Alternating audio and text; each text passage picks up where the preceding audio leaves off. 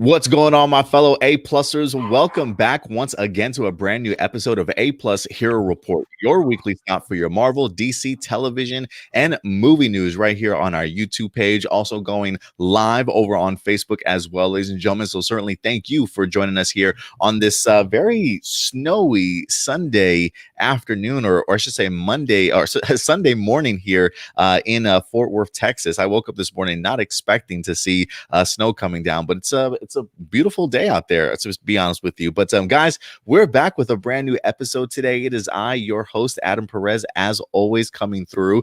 We got a ton of topics that we're going to be breaking down for you guys, 6 in total, along with a couple of quick honorable mentions that we're going to be diving into today. But it's not just myself, as usual, guys. We have the whole team here today. So everybody say hello to Stuart and Indy. What's going on, guys?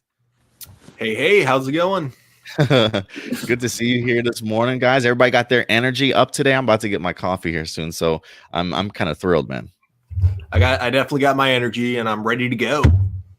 What about you, Indy? What you running off of this morning? A life without caffeine is really, really bad. I'm not allowed to have caffeine right now. So I've noticed I've been in the bed by like 7:30 every night. Oh, really? Just draining, huh? Drained? Like just trying to get used to it, trying to get on like this B12 vitamin regimen is not working fast enough. You'll get there, man. You'll get there. It just takes time, bro. It just takes time. Yeah. But thank you very much, each and every one of you, for certainly joining us here this Sunday afternoon. Like I said, we did have a ton of topics that we're going to be breaking down for you guys today. Who wound up joining us today? Edward Sanchez says, even Homeboy says it's snowing outside. Yeah, it absolutely is, man. I woke up this morning and my girlfriend was like, it's snowing. I'm like, Texas? It's been forever since we've actually seen snow out here. So this is brilliant, man. Edward, are you in Texas also, or which part of Texas are you from? If you are here in Texas, because I'm out here in Fort Worth. It's definitely snowing, so I would be kind of fascinated to know where else it's snowing as well. But fellas, listen, man, before we get into some of our main topics this week, Edward's in Dallas, Texas too. What? Okay, Edward, we might have to hang out sometime, my friend. So yeah, I'll definitely reach out to you, sir. But guys, before we get into our main topics today, as always, we do have some honorable mentions that we like to go ahead and tackle and just kind of briefly discuss, stories that maybe didn't quite make the cut because there was either so much news or we didn't necessarily feel it was huge topical worthy, if you will. But I thought it'd be interesting to go ahead and see what some of the honorable mentions were for us this week. So, fellas, Indy, let me go ahead and start off with you, man. Do you have a particular honorable mention you want to go ahead and bring up today? Yeah, what's going on with the breakdowns and everything I've been doing. I've been like consuming myself with comics as of late, like going through the old thing, and what we're getting ready with the DC comics. So I was doing a lot of research on future state and what it's supposed to mean as far as the future of DC comics. And an interesting aspect of the future state that is coming up that has been confirmed is that this will be one of the first times that the heroes in the Justice League will be keeping their secret identities from each other and the world. So it's going to be interesting to see. It's going to be interesting to see how they trust each other if somebody comes up missing or dead or something like that, because like nobody will know the Flash is Barry Allen. Nobody will know Superman. You know what I'm saying? It's Clark Kent. So that to me is like hands down the most interesting part of this new series that is coming up. That is interesting. Yeah, I picked up a couple of Future State comics this week. I'm a little bit behind on Death Metal series because I believe they said it leads into it or at least opens the door up for the Future State stuff. So I do want to catch up. But yeah, I picked up a couple of issues. So I'm definitely looking forward to that along with what's coming right after, which I think is like the Infinite Frontier or something like that type of stuff they're about to get into. So yeah, man, I love what DC's doing right now. So I didn't know that about the Justice League. I think that's a pretty cool concept I'd never heard of before. So I'll keep an eye out on that when I pick up the Justice League article or comic book series. Now, just to clarify, do you mean like the Justice League as in like the future state Justice League with the new characters? Well, the thing about Future State is, with the new characters coming in with the Justice League, they'll be keeping their identity secret from each other. So that's going to be an interesting aspect to seeing as what Bruce Wayne and Batman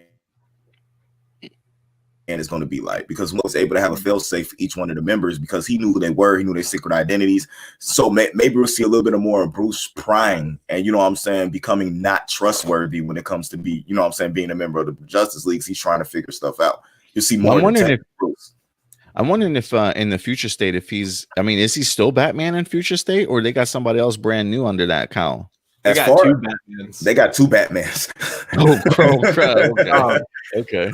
Like one of them, it's weird because, you know, everyone was like debating if it was going to be Luke Fox or Tim Drake as the new Batman. It's some dude whose name is literally, I want to say, what was it, like Tim Fox or Luke? Weird. It was something that it was like a combination of both names, and obviously I don't think he's related to either. I think it was just made that way as like kind of a nod, like as a meta like joke, as in like, yes, we know people wanted it to be one of these two.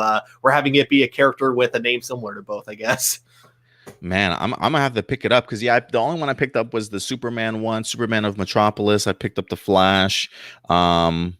I picked up the Wonder Woman one, and there was a fourth one that I picked up. I believe Swamp Thing was released also this week, but I didn't pick up the Swamp Thing one. There was another one that was out there that I went ahead and checked out. But yeah, if you guys are interested, go ahead and check out Future State. They just started dropping these this past week over in local comic book stores. It is about a 2-month event as well, ladies and gentlemen. So after this 2-month event, they will be moving on to another sort of big event for DC as they kind of usher in some new stuff. What'd you say, Indy? No, I just always notice Zatanna in pictures. Yeah, Zatanna always pops out to you. Yeah, somebody get this man a Zatanna TV series, please. But let's go ahead and move on. What's your honorable mention, Stuart? Yeah, so it's less of an honorable mention, more of a shout out for a movie that's coming out this month, January 22nd, that I've only seen the trailer for, but it just looks so like entertaining that I'm really excited to watch it. If you like horror, if you like Power Rangers, if you like Doctor Who, and if you like the grim adventures of Billy and Mandy, I definitely recommend checking out this movie coming out called Psycho Goreman. It's interesting. Ooh. So it's like this weird cosmic being that looks like a monster straight out of either Power Rangers or Doctor Who, and it seems like he's about to take over the world, but like the kids get a hold of this stone, and when they have the hold of it, this monster has to do whatever the person holding the stone says. So this dangerous monster with all this power is being controlled by these two seemingly kind of bratty kids. And it just seems like such a hilarious premise that I cannot wait for it. I got so excited when I saw the trailer. I checked out a couple other movies from the director, and he did a movie called The Void in 2016, which was not like the most impressively written movie. It was kind of, a generic horror movie, but directing wise, I think it was actually really impressive. Had some really cool creature designs in it. And just overall some great lighting that he does. And, you can tell it's not the biggest budget, but he does a lot with the little budget that he has. So I feel like that's something we're going to see in this upcoming Psycho Goreman movie. So I already pre-ordered my copy. So I just feel like I really need to give this movie a shout out. Is it, it says like it's a horror comedy, huh? Yeah. It kind of reminds me, like anytime I hear horror comedy, the first movie that comes to mind is Tucker and Dale versus Evil. Have you seen that on Netflix? It's hilarious. I love that movie. That's what I think of. But yeah, I'm just looking up some photos here of Psycho Goreman. Yeah, man, I don't even know what to make of it just from the photos alone. Like, I'm gonna have to check out this trailer, man. But are you a big fan, Stuart, of like classic like BC level movies type of thing, like that turn out to be, what do you call them, like cult classics, if you will? Holy cow, Indy. Yeah. Yes, definitely, for sure. I mean, depending on the movie itself, like I'm not a fan per se of movies that a purpose, like Sharknado is the best example I can think of, where they purposely try to make the movie bad in order to try to like force that cult following behind it. Those are the ones I'm not like the biggest fan of, but movies that kind of just naturally have that B movie quality to it, they usually entertain me whether or not they're good. I get you. All right. Well, hey guys, check out Psycho Goreman's trailer. And when you get the movie, Stuart, definitely let us know, man. Hey, if you want to do if you like it that much, you want to do a review for the channel, feel free to, man. I might, yeah, for sure. That'd be a nice little niche there. So my honorable mention real quick, guys. It's not movie or TV related, but it is kind of franchise related. You muted yourself. You muted yourself, sir.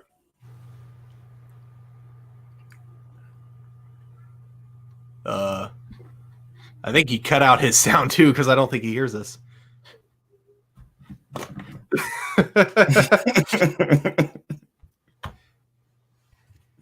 Can y'all hear me now?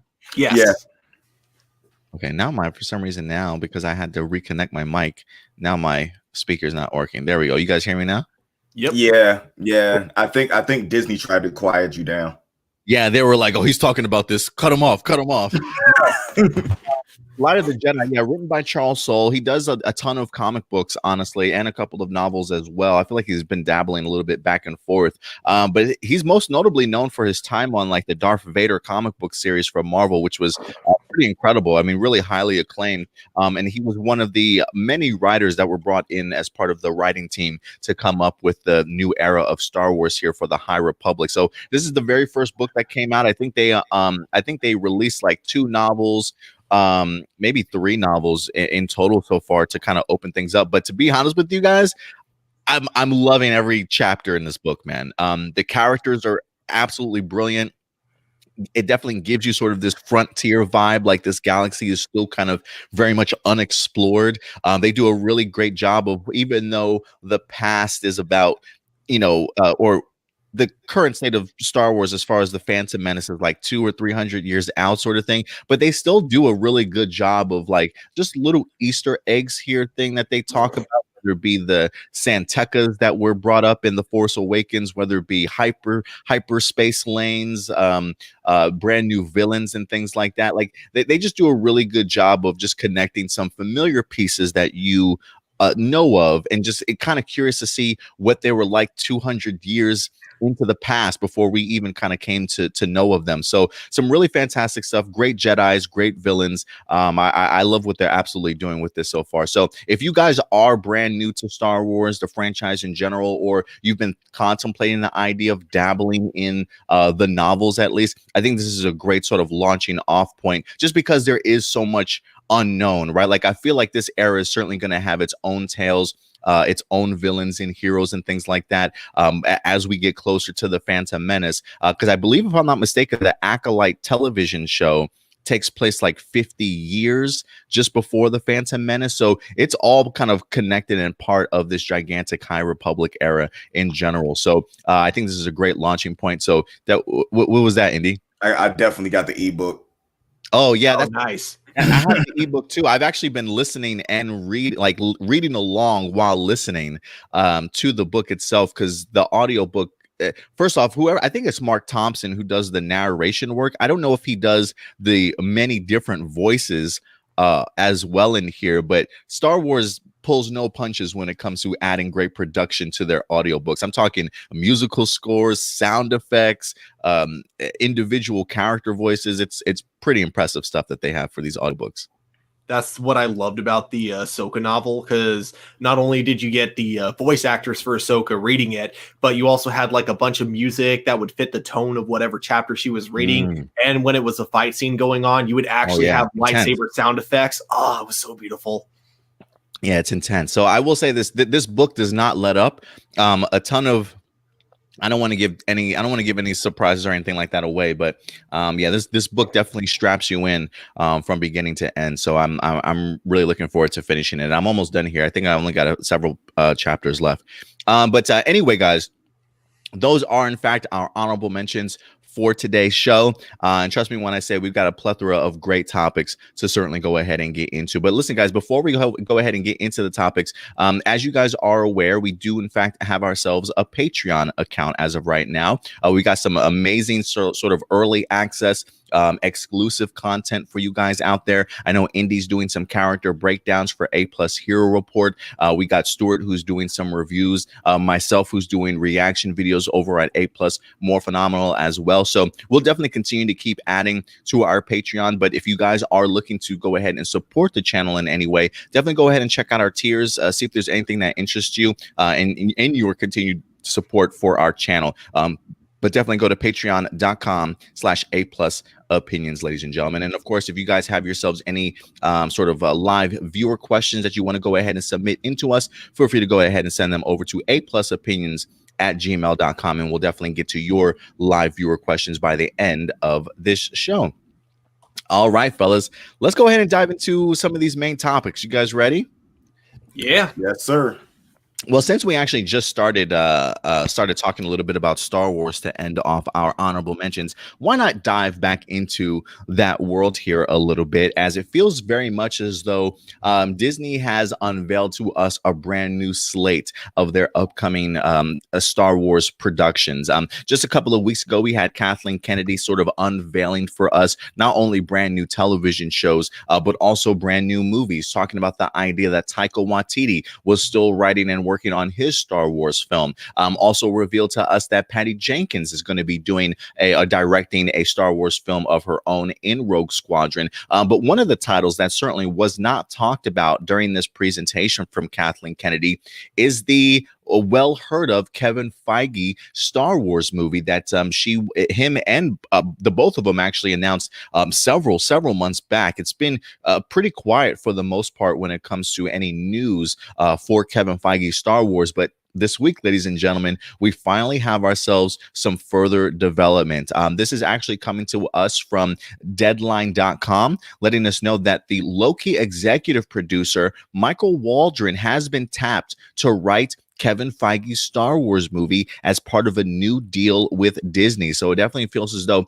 Michael Waldron's stock is continuing to rise there. He says, after penning Doctor Strange's Into the Multiverse of Madness and serving as the head writer and executive producer on the upcoming Disney series Loki, Michael Waldron is looking to stay in business with Walt Disney Studio in a big way. It says, our sources tell Deadline that Waldron has been set to write a new Star Wars feature film that Kevin Feige will develop and produce for Lucasfilm and Disney. This is just one part of the recent deal that Waldron signed with the studios that keeps him in business for some time. Disney did decline to comment, but it does say, besides writing the new Star Wars film, the deal is also expected to bring back Waldron in some capacity for season 2 of Loki. Not only is the deal a rarity at the studios, it clearly shows how much faith Disney, Marvel, and Lucasfilm have in Waldron going forward, and surely should open the doors for years to come and many more high-profile properties. Obviously, if his work continues to do wonders here. So, guys, we hear that Loki executive producer Mike Waldron has been tapped. To me, I'll be honest with you. While I'm not super familiar with Michael Waldron's work as of yet, maybe you can kind of fill us in, Stuart, on maybe some of his other projects that he's kind of worked on. But I will say this, to me, this has just got to be a great sign for Michael Waldron, that clearly what you've been doing when it comes to Doctor Strange 2 and Loki, people are clearly taking notice of your amazing work. I mean, can you imagine the idea of having somebody like Kevin Feige sort of recognize, like the head of Marvel, the guy that wants to do his Star Wars movie, recognizing you specifically to come on board after everything that he's seen, what this guy's been capable of doing? To me, that just kind of gives me uber confidence when it comes to Doctor Strange. I mean, I think we already knew that that movie was going to be off the walls and kind of crazy in its own right. I mean, they even have Sam Raimi on board to to direct that film. But so I'm already immediately thinking that Doctor Strange is going to be unlike anything that we've ever seen. And just based off of the Loki trailer alone, just kind of seeing the scope and size of it, the idea of maybe there being some sort of mystery element involved, it definitely kind of gives off a kind of a Star Wars adventure, if you will, from just listening to some of the dialogue and things like that you can tell from the Loki trailer. So I'm really excited for this. I think this is big things for Michael Waldron. So kudos to him for getting this opportunity with Kevin Feige. But for me, this just gives me even more confidence that Loki and Doctor Strange are really up to par. I mean, goodness, enough for Kevin Feige to suggest you. Yeah, I got to think that they're onto something great here. Let me go ahead and throw this over to you, Stuart. What else has Michael Waldron worked on as far as a writing goes, because it says he wrote Doctor Strange. It seems he's the head writer, maybe the showrunner for the Loki series.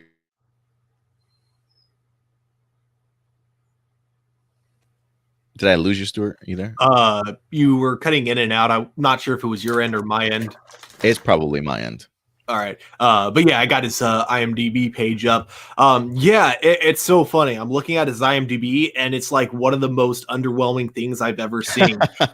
He's written one episode of Rick and Morty, and he has writing credit for Harmon Quest, which isn't even a show that requires writing. It's literally just people playing D&D. So I don't know, maybe he wrote some of the campaign into the series, I guess. So you know, this dude has, in other words, this dude has written some D&D campaigns and an episode of Rick and Morty. So this guy must have the most incredible agent on the planet to get him this job working on Doctor Strange and now Star Wars. And it looks like we lost Adam, but that's okay. I'll keep going.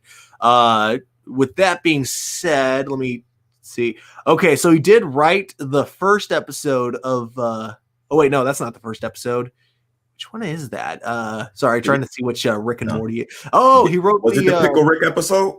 No, it was the actually I really do like the episode that he wrote. It was the episode where Rick is a shy pooper and it makes an entire planet dedicated to him having a place to go poop. So I actually do really like that episode. But yeah, I mean, overall, it's like it's too early to judge whether or not this is a good choice. Like, I assume if Kevin Feige really sees something in this guy, like as he was writing for Loki, he must be doing something right if he's already now working on a Star Wars movie immediately afterwards. You know, so it's either that or, like I said earlier, he probably has like the greatest agent in the world. And dude, can you hook me up with that agent? Because right. Oh right. It's what this does for me is it makes me more excited for Doctor Strange and Loki. Because if they see what he's done with that, which we haven't been able to see yet, and they're giving him this other job, that means they had to be happy with something that he's done prior. So as much as I don't want it to, I want to temper my expectations. It's making my expectations raise for the Loki series and the Doctor Strange movie, and now I'm starting to get a little bit worried because I feel like, just like Wonder Woman, I might go in with crazy expectations on what these movies and this show's supposed to be. Loki seems like it's going to be incredible, like just the premise of it, period. And it just like it's all, you know what I'm saying, like a full hands on deck, just going wherever you want to go with the writing. And it could be a similar thing for Doctor Strange. So seeing him channel to something where it's a little bit more reined in is going to be interesting how he writes that. Yeah, for sure. It's also really interesting too. So with him writing for both Doctor Strange and Loki, one thing that also kind of comes to mind is just the idea that you know, a lot of people, I guess, when it comes to just the biggest complaint that you have the average audience making about the Marvel like universe in general is they'll say like the movies seem to play themselves too safe. But you kind of look at the trailers that have been coming out with the Marvel television shows, specifically with WandaVision and Loki, and even What If to a certain extent. And those seem to be where they're kind of leaving their comfort zone. Easiest way to say it. It seems like they're really breaking their format. They're really trying a bunch of new things. So it's really interesting that this guy seems to be doing like both the Loki TV series and the Doctor Strange movie. So it's probably, we're going to see him with essentially both formats of the Marvel universe. So it's going to be really interesting to see how he adjusts to both his different settings. I'm also like really sure if he's both writing for Loki and Doctor Strange, there's going to be a big tie-in between the two. I'm sure of it now. It has to be. It has to be some type of tie-in if he's writing both of those, which I'm thinking at the timing of the movies to start off with, I really feel like Loki is going to have something to do with what's happening with the future of the Marvel universe to start off. You don't just have an old Loki pop up, you know what I'm saying, and start messing, because he's going to be messing with time and not have it directly affect what's going on with the future of the MCU. Mm-hmm. So that's going to be pretty interesting, man. Just trying to see if we can get our man Adam back in here. Yeah. Yeah. It snows in Texas and everything just goes crazy. Indeed, it does. Well, I guess we should probably just move on for now without him, and he'll probably join us later on if we want to move to the next topic. Next topic. Well, Yeah. definitely. Well, speaking of future movies and future Marvel movies, we had something very, very interesting happen as we have it right here on Collider.com. Let me pull it up because, Adam would have been set by now. For sure. Adam would have been definitely set by now. But we have Chloe Zhao says she's also the writer on Marvel's Eternals. Talks with Bleeding Scope and Intimacy about what's going on there. It says when Marvel Eternals hits theaters later this year, it sounds like it will be fully writer director. They need to learn how to write. Chloe Zhao's vision. That's writer director Chloe Zhao. The acclaimed filmmaker behind The Rider is currently in the heat of the awards race for another intimate drama, the brilliant Nomadland, which I actually saw parts of that, and it was actually the parts I saw were actually really good. And she recently revealed that she's the writer of the upcoming Marvel film as well. Previously, it was announced that Cass Furpo and Ryan Furpo were writing a Marvel cosmic superhero adventure, but in a new interview with Margaret Gardner via Screen Rant, Zio revealed that she's the writer on Eternals and added that the credits haven't been updated yet. This is extremely exciting news and yet is another sign of the unique filmmaker was given the chance to make something wholly her own inside the Marvel Cinematic Universe. A couple of clips from the interview itself. I'm the writer on the Eternals. The credits just aren't updated yet. I don't know what it would be like if I didn't write the film if I wasn't at least a huge part of the writing process. So yeah, I haven't experienced that in my career. I'm scared of that if that happens one day in the writing process. That's where I begin my sensibility in. That's a huge part of it. And creating situations that will allow certain kinds of cinematic language to come in. That is something that I've learned from my last 3 films. I think what Marvel has been so incredible at, Kevin Feige and Nate Moore and the whole team, they knew from the moment I pitched the film that I really wanted the scope and scale at the same time as the intimacy they knew I both wanted. They've been so incredible holding my hand through the entire process of allowing me to go as far as possible and as small as possible and how to fit it into the MCU. It's been a pretty incredible process. You have to wait and see. Now, Eternal itself is a movie that I am really, really, really excited about, and that I can't wait to see. Just the scope of the movie itself with the characters and the impact that the Eternals is going to have on this. But what do you think about her coming out, but it hasn't been confirmed because it hasn't been updated in the credits that she actually wrote the entire movie? I think that actually makes a lot of sense.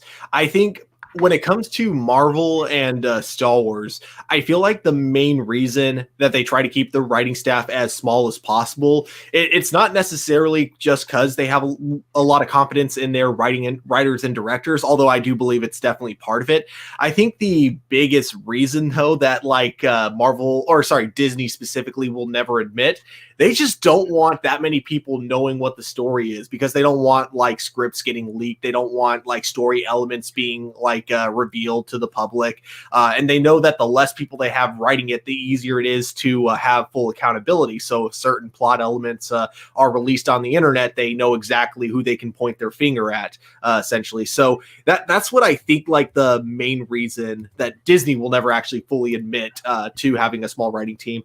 But as to her specifically being the one to write and direct it, so I got to be fully honest here and say I actually have not seen any of the films that she's credited for writing or directing. So I don't really have much of an opinion on whether or not I think this is going to be a good move or a bad move for Marvel. But again, kind of going back to what we were both kind of saying about Kevin Feige previously, is that, he's definitely made a lot of right decisions for, the past several years, ever since he started working on Marvel and he started like being, you know, in charge of the entire cinematic universe, he's been making a lot of correct decisions on how to take the franchise forward. So I feel like, you know, and not just in like story wise, but I mean in who he chooses to direct each individual movie. I think he really knows which movies would play to which director's specific strengths and all that kind of thing. So I think that's definitely going to be the case here with Chloe as well. But obviously, yeah, we won't know for sure until the movie comes out. So looking forward to it for sure. I think you're That's muted. definitely something that I know, like I said before, that I'm looking forward to, because the Eternals movie to me is basis like a romantic, you know what I'm saying, story between, you know, certain individuals. And from what I've seen of her, that's a story that she tells very well.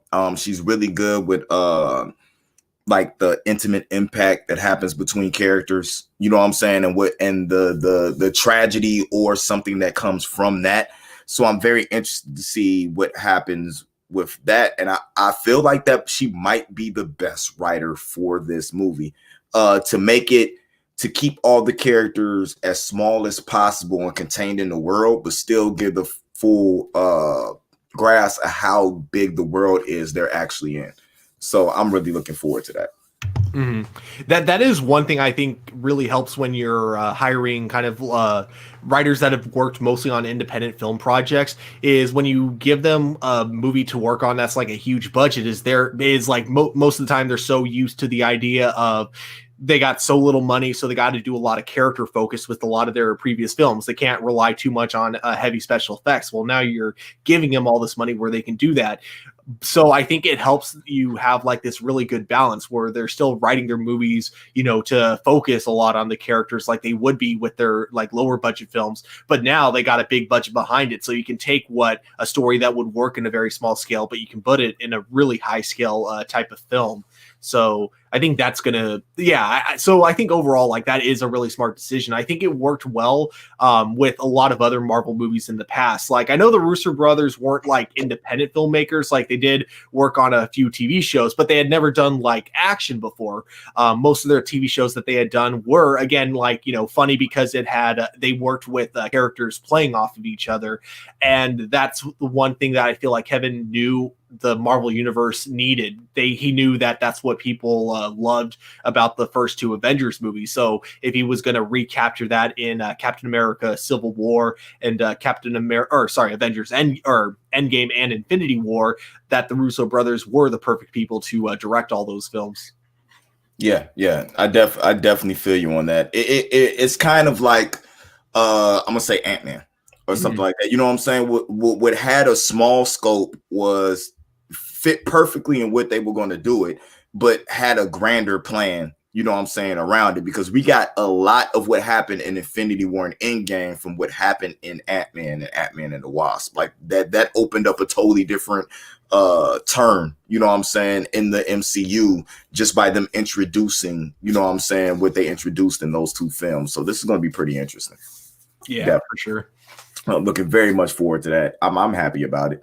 But as I digress and we move on, we talk about somebody making something small. Let's talk about somebody making something big.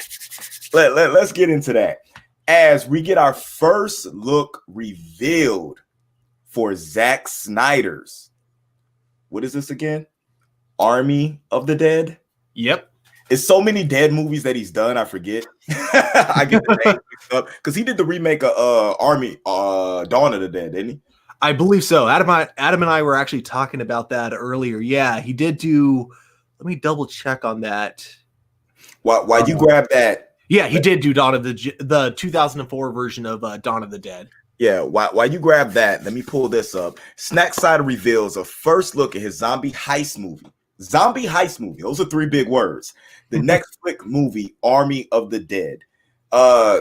As they said right here in this article, it's a hell of a 3-word pitch. Zombie heist movie. You can immediately envision a story about a capable hero who assembles a team of undesirables to infiltrate an impregnable fortress in a Las Vegas casino during an undead uprising. Call it Ocean's 11 Days Later. That would have been a better name for it. Or The Fast and the Cardiverius. or even this actual title, Army of Dead. I really believe Ocean's 11 Days Later would have been a perfect working title for this. It's a full-blown balls to the wall zombie heist movie, so it's genre on genre in that great way, says Snyder. An exclusive first look behind the scenes of the film coming later this year. So you expect pure zombie mayhem, and you get that 100%. But you also get really amazing characters on a fantastic journey. It's going to surprise people that there's a lot of warmth and real emotion you get with these characters. Yep, a zombie heist movie, but with heart. They said Snyder got the idea of this monster genre mashup certainly after finishing his acclaimed 2004 remake of George A. Romero's classic Dawn of the Dead. The new film setup is that the plague has been released from Nevada's secretive Area 51 military base. It was probably when all those Naruto runners went up there. The U.S. government has managed to contain the outbreak by building a wall around the overrun Sin City, but there's still all that cash in them zombie-infested casinos if only somebody is brave or dumb enough to try to go get it. I'm like totally sold when it comes to the premise behind this movie. It just sounds like something that's just going to be like a Fast and the Furious movie, just adrenaline and entertaining. What do you think about it? I'm loving everything that I'm hearing about this. Yeah, the character like designs, I'm not sure if we still have the photo up for some of the characters from the movie, but essentially it gives off to me a very Aliens vibe in terms of like kind of the look of and feel of the not only the uniforms that they're wearing, but just like the dynamic just kind of like the dynamic team it looks like that they have assembled. It totally looks like something right out of Aliens. Like you're probably going to have one character who acts all tough, but the moment shit hits the fan, that's when they're like, game over, man, game over, for sure. And then, yeah, of course, Dave Bautista. I'm really excited to see him in this because I feel like he's a really good actor that's constantly getting the roles where people just want him to do Drax again, which not saying Drax is a bad character. It's great. And he does a great job with it. But after seeing him in Blade Runner 2049, I'm like, this guy has range, utilize this range. And, judging by the two photos alone, I think we might finally see that. We might see him actually showing off like his range of acting. And I'm hoping at least to better roles for him in the future, essentially. But yeah, man, dude, I love zombie movies. So count me in. I'm not the biggest fan of the heist genre, but if you throw in some zombies there, I'm sure I'm going to love it. And then I also like that whole concept. Like the zombies are all like within Vegas itself. So, you have all that money just lying around there waiting to be taken. I have a feeling that this movie is going to have definitely a theme when it comes to greed, because of course that ends up always being the downfall that gets everyone killed. You're going to have one character maybe taking way too much money. That's a great name. Ocean's 11 Days Later. That's great. I love it. Oh my God, that's great. Yeah, I bet you Zack Snyder is pissed off right now that he didn't think of that. Right, and could have got away with it too. And then if you cast one of those members from that movie as a zombie or something like that, like a cameo, yeah, like a zombie cameo, that'd been amazing. But Dave Bautista almost didn't do this movie. It says for his lead hero, Snyder reached out to Dave Bautista, Guardians of the Galaxy fame, or as I know him from the WWE, who quickly said the opposite of yes. I said I wasn't interested, Bautista recalls. I had a chip on my shoulder and was looking for juicy, dramatic roles. Then I read the script and it was a lot deeper and had more layers than I thought. And also, to be quite frank, I wanted to work with Zach. Bautista became such a covert. He says he gave up a part in Guardians, director James Gunn's upcoming The Suicide. He gave up a role in the Suicide Squad to keep the role. The project hit a far more serious snag after filming wrapped when a member of the ensemble cast, Chris D'Elia, I hope I pronounced that right, was accused of sexual misconduct by several women in June. Snyder asked another actor from the stand-up world, from Star Trek Discovery, which if you haven't watched Star Trek Discovery, go check out Tig Notaro and Star Trek Discovery. It's a great Star Trek series, to play the sarcastic helicopter pilot. We just felt like it was the right thing to do. Man, they have a great ensemble cast in this. And I'm really, really looking forward to what this movie is actually going to be. And just like you said, Dave has a lot more range than what people give him credit for when it comes to everything that he's been in. Mm-hmm. Like, definitely. So I cannot wait. This is straight to Netflix, right? Yeah, it is. So you don't even have to pay for it. As long as you got your Netflix account, you can just watch it on there for free. So I'm definitely going to be checking this out. Best part is, I may not be the biggest fan when it comes to Zack Snyder doing his DC movies, but at least for this one, if it sucks, I don't have to be upset that he's misrepresenting superheroes or anything like that. It's like, hey, I don't know who any of these characters are, so it's not like I can get mad about them doing something that the characters they're based on wouldn't do. Yeah, definitely. Power Ranger Aries said game over. That would be epic. I'm sure Clooney would do it. Just George Clooney as a zombie, just walking up like they get to the what's that called? The bank room. They get to the vault, and it's nothing but George Clooney's zombie in there, and he's like eating all the money or something, or shredded all the money apart. Better yet, if his zombie is the one that because again, I think there's going to be some greed element to this. So you might have one dude overloading his backpack filled with so much cash, weighing him down, and then George Clooney will be the one to take that dude down as he's overwhelmed with all the chips or whatever he has. Yeah, that would be amazing, man. It's so much good stuff happening. I just can't wait to see what a lot of this stuff is going to be. I feel like after coming out of 2020, hitting 2021, I feel like we're in for some of the best TV and movies that we had in a long, long time. Definitely, for sure. Well, let's see here. Moving on to the next topic. Still no Adam back, but hopefully he'll be back soon. Speaking about Zack Snyder not doing any superhero movies anymore. Actually, that's a perfect transition. Yeah, that's a perfect transition. We come to find out, as we get from the wrap right here, that Walter Hamada extends his deal as DC Films president through 2023. Walter Hamada has signed a multi-year extension through 2023 to remain president of DC Films, overseeing the DC film slate along with features produced for the HBO Max streaming platform. Toby Emmerich, chairman Warner Brothers Pictures Group, announced on Tuesday. Hamada will continue to report to Emmerich. Hamada first joined DC Films back in 2018 and led the division to the release of his highest grossing film to date, 2018's Aquaman, which grossed over $1.4 billion at the worldwide box office. This was said about him. Walter is not only passionate about story and DC canon, he's also thoughtful and incredibly talented executive who is fully committed to investing the time and care necessary for movie making on this scale, says Emmerich in a statement to the Wrap. With Walter overseeing our DC movies for theatrical expedition on HBO Max, we are excited for him and his team to bring more of these stories to life, working with new and established talent to broaden the reach and diversity of the DC cinematic universe. I have enjoyed DC and enjoyed as much as you possibly can DC since Walter has taken over. Aquaman, although I don't feel was the best paced movie, it was generally and greatly entertaining. It was funny. It was warming.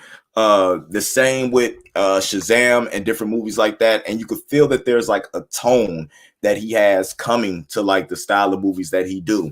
What do you think about them extending him to 2023, which for some people may not seem like a long time, but in the movie world, in television and entertainment, getting another 2 years added to your contract is a huge deal.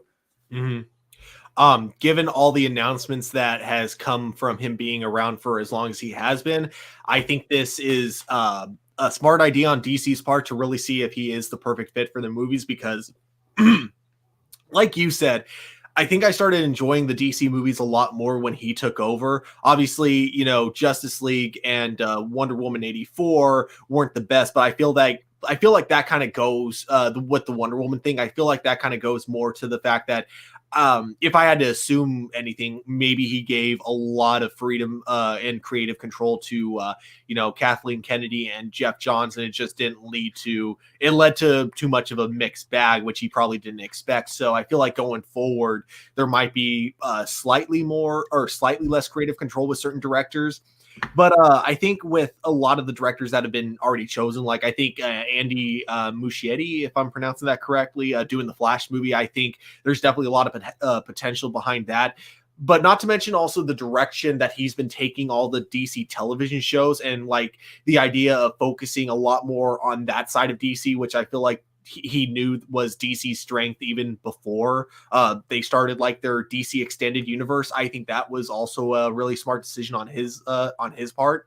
So I do think overall it's going to a lot more good than bad is going to come out of him like taking over for another 2 years. And the best part is it's only 2 years. So, and I know you said that that's like a long time for the film business, but the grand scheme of things for Warner Brothers itself, it's not long enough to where if he turns out to be a terrible producer, it's not going to do any permanent damage to their brand. So it'll be easy to essentially readjust as soon as his 2-year contract comes up. Yeah, definitely. Totally understand. Because right now it says in 2019, Hamada oversaw production of New Line Cinema's Shazam and Warner Brother Pictures Academy Award-winning blockbuster Joker, which has earned almost $1.1 billion at the global box office. In February 2020, DC Films based Bird of Prey and currently has Wonder Woman 1984 on HBO Max. The slate of upcoming DC films includes The Suicide Squad in theaters and HBO Max worldwide in the US this summer. And beyond that, The Batman, Aquaman 2, The Flash, Black Adam, Shazam Fury of Gods, possibly Black Girl, Static Shock, and has recently announced the third installment in the Wonder Woman franchise. Before becoming a New Line, Hamada served as producer and manager with F2F Entertainment. He began his career at TriStar and later became vice president of production at Columbia Pictures. During his decade-long tenure at New Line, he worked on films including Friday the 13th, Final Destination, A Nightmare on Elm Street, The Conjuring, and Annabelle, and franchises and It. So he definitely has like a pedigree behind him of stuff that he's doing. So like I see only one hiccup in his entire catalog, and that was Birds of Prey. That's the only hiccup I see, and then everything else for him that he's got up there is a win. Oh no, I do see a few hiccups when it comes to his the horror movies that he's done. I was not a fan of either the Nightmare on Elm Street or Friday the 13th reboot. Yeah, definitely. So I didn't even know, like you said, I didn't know he had anything to do with those. Yeah, neither did I. but yeah, everything after that though, like even though like for me, I wasn't like the biggest fan of the Conjuring series, it's definitely very successful and it has a huge fan base. Annabelle 2 was awesome though, even though the first one sucked. Let's see. What are you guys talking about in the comics? You were like seriously throwing me off right now. Is any of it like related to him or not? No, Dino Nights is like, I had a weird dream last night. I was SpongeBob in the episode where he and Patrick played hooky by riding on some fish hooks and getting caught. Like I love our viewers so much, because they just be in their own world sometimes, but then they still stay, you know what I'm saying, locked into what we're talking about too. Yeah, Adam had technical issues. He said busted. He got busted because they're not paying attention. No. Adam had technical issues due to Texas not knowing how to deal with snow. So he's having an internet issue. So hopefully we'll be able to get him back in here soon. But that's okay. We know how to run this, and we're going to keep it right going with y'all. So let us know how you feel in the comments about Walter Hamada extending his contract. Do you think it's a good thing? Do you think it's a bad thing? Our consensus here is like, especially after seeing everything he did prior to coming over to Warner Brothers and handling DC films, this man has a track record. And it looks like they're going to have nothing but wins because they didn't start the course correct until he got there. So that's going to be very interesting to me. And because I didn't set this up, I have to go look and see what the next topic is actually going to be. I think the next topic is Dune Patrol has begun its production. For season 3? Yeah. Uh-oh. I'm happy about that. Oh, hell yeah. I'm very happy about that. I love me some Dune Patrol. Well, let's check this out right quick. Right from Screen Rant, Dune Patrol has begun season 3 filming. Several months after season 2 came to nail-biting finish. If this show got canceled, I was going to be so upset. Same. Production on Dune Patrol season 3 has officially begun. Initially conceived as a spinoff of Titans over on DC Universe, the quirky Dune Patrol has definitely evolved into its own thing. The series centers on a group of misfits who, after individual tragedies, find themselves with strange abilities. Under the tutelage of the Chief, played by Timothy Dalton, the Dune Patrol leans on each other and gradually becomes an unlikely family. While season 1 was exclusively kept on the DC Universe, Dune Patrol season 2 made the jump over to HBO Max last season. Going forward, HBO Max will be Dune Patrol's home. Let's get into this right quick. Dune Patrol season 2 ran from June to August 2020. And once more, it delivered a wacky, delightful burst of entertainment to fans. The season ended with a nail-biting cliffhanger. If you haven't watched it, spoilers are coming. That saw young Dorothy Spinner set out to face the Candlemaker by herself. Fans were left reeling, especially since it was initially clear if Dune Patrol, would return for more episodes. Finally, HBO Max announced in September Dune Patrol has been renewed for season 3. Comforted by that knowledge that the cliffhanger will be resolved, all that's left for fans to see is when season 3 will actually arrive. So I'm totally excited about what's finna happen in season 3. They did leave on that crazy cliffhanger, what had me very worried because I had no idea if this was going to continue, especially because we didn't know what was going on with DC Universe. We didn't know it. We honestly, right then, we didn't know if HBO Max would even be successful and stay around. It could have just been like DC Universe. How does this make you feel? Gets me excited. Dude, Doom Patrol, you probably already know this, is my favorite DC television show of all time. Like, Watchmen, the TV show, is like right underneath there. The two of them are kind of neck and neck, but I think Doom Patrol is slightly above Watchmen for me. Just such an amazing series with some of the greatest characters. I think, even in the comic books, like, the characters were great, but I think what they do with the characters in the TV show is just downright amazing. And yeah, so them getting another season is a huge relief for me to hear, because with the way they ended the previous season with that last cliffhanger episode, a part of me had a big worry, because I knew there was a lot of big changes coming to the DC universe altogether, not just with the comic books, but with the television shows and with the movies. So I wasn't sure if there was going to be like a big picking and choosing thing going on, where a lot of shows were going to be getting canceled while they in order to make room for new shows. But it really feels like DC is kind of keeping what works and just adding on to it, rather than having to cancel some projects to make room for others. It seems like they're just making more projects but keeping the old projects still going. So I'm glad that Doom Patrol is one of them, and it's a show that I feel like, with the characters that they got and the type of potential storylines they could have with these characters, it's a show that has the potential to go on for at least a few more seasons. So I'm hoping it makes it at least to season 5 personally. You're muted. I am definitely with you on that. Doom Patrol to me was the show that sometimes I tend not to watch it as it airs, because I want to watch it afterwards and then catch it. You know what I'm saying? Just be able to sit there and just binge it in its glory. It's a very, very good. It's very well written, and the characters are very well explained. I think the thing that it has over a show like, let's say, like Titans, is that the cast itself seems like they have more chemistry than the cast that we have on Titans, because the Titans cast seem like they're thrown together.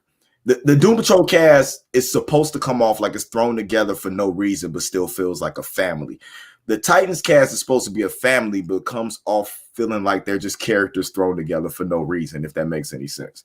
Mm-hmm. You know what I'm saying? Because we do get people like, we got people in the comments now. I won't watch Titans because I hear it's crap, and some say it's meh. I'd say watch it for yourself to see. Don't like let other people tell you not to watch it. Like I personally am not a fan of the show, but I know that Indy and Adam are really big fans of it. So like that's why I wouldn't tell someone not to watch Titans, because there's clearly something there that other people really like about it. I think for me, it's some of the actors, like the actor that plays Robin. It's some of the actors that make you want to support them because you can see how hard they're trying. You know what I'm saying? Through everything they're going, and they actually make the show watchable. But there's elements of the show that I could do without. Like, if you weren't going to let Beast Boy be Beast Boy, why even try to write him into the show? I know he's a fan favorite, but let him stay over there on Young Justice and try to fill him in with a character that's easier, you know what I'm saying, to do. Doom Patrol doesn't have that problem. They have characters that you should never probably be able to do on a television show on a weekly basis, and they pull it off with no problem. Like Robot Man necessarily shouldn't work week to week, but he does. And that's because of the performance that Brendan Fraser gives off. It's certain, Crazy Jane shouldn't work, but she does.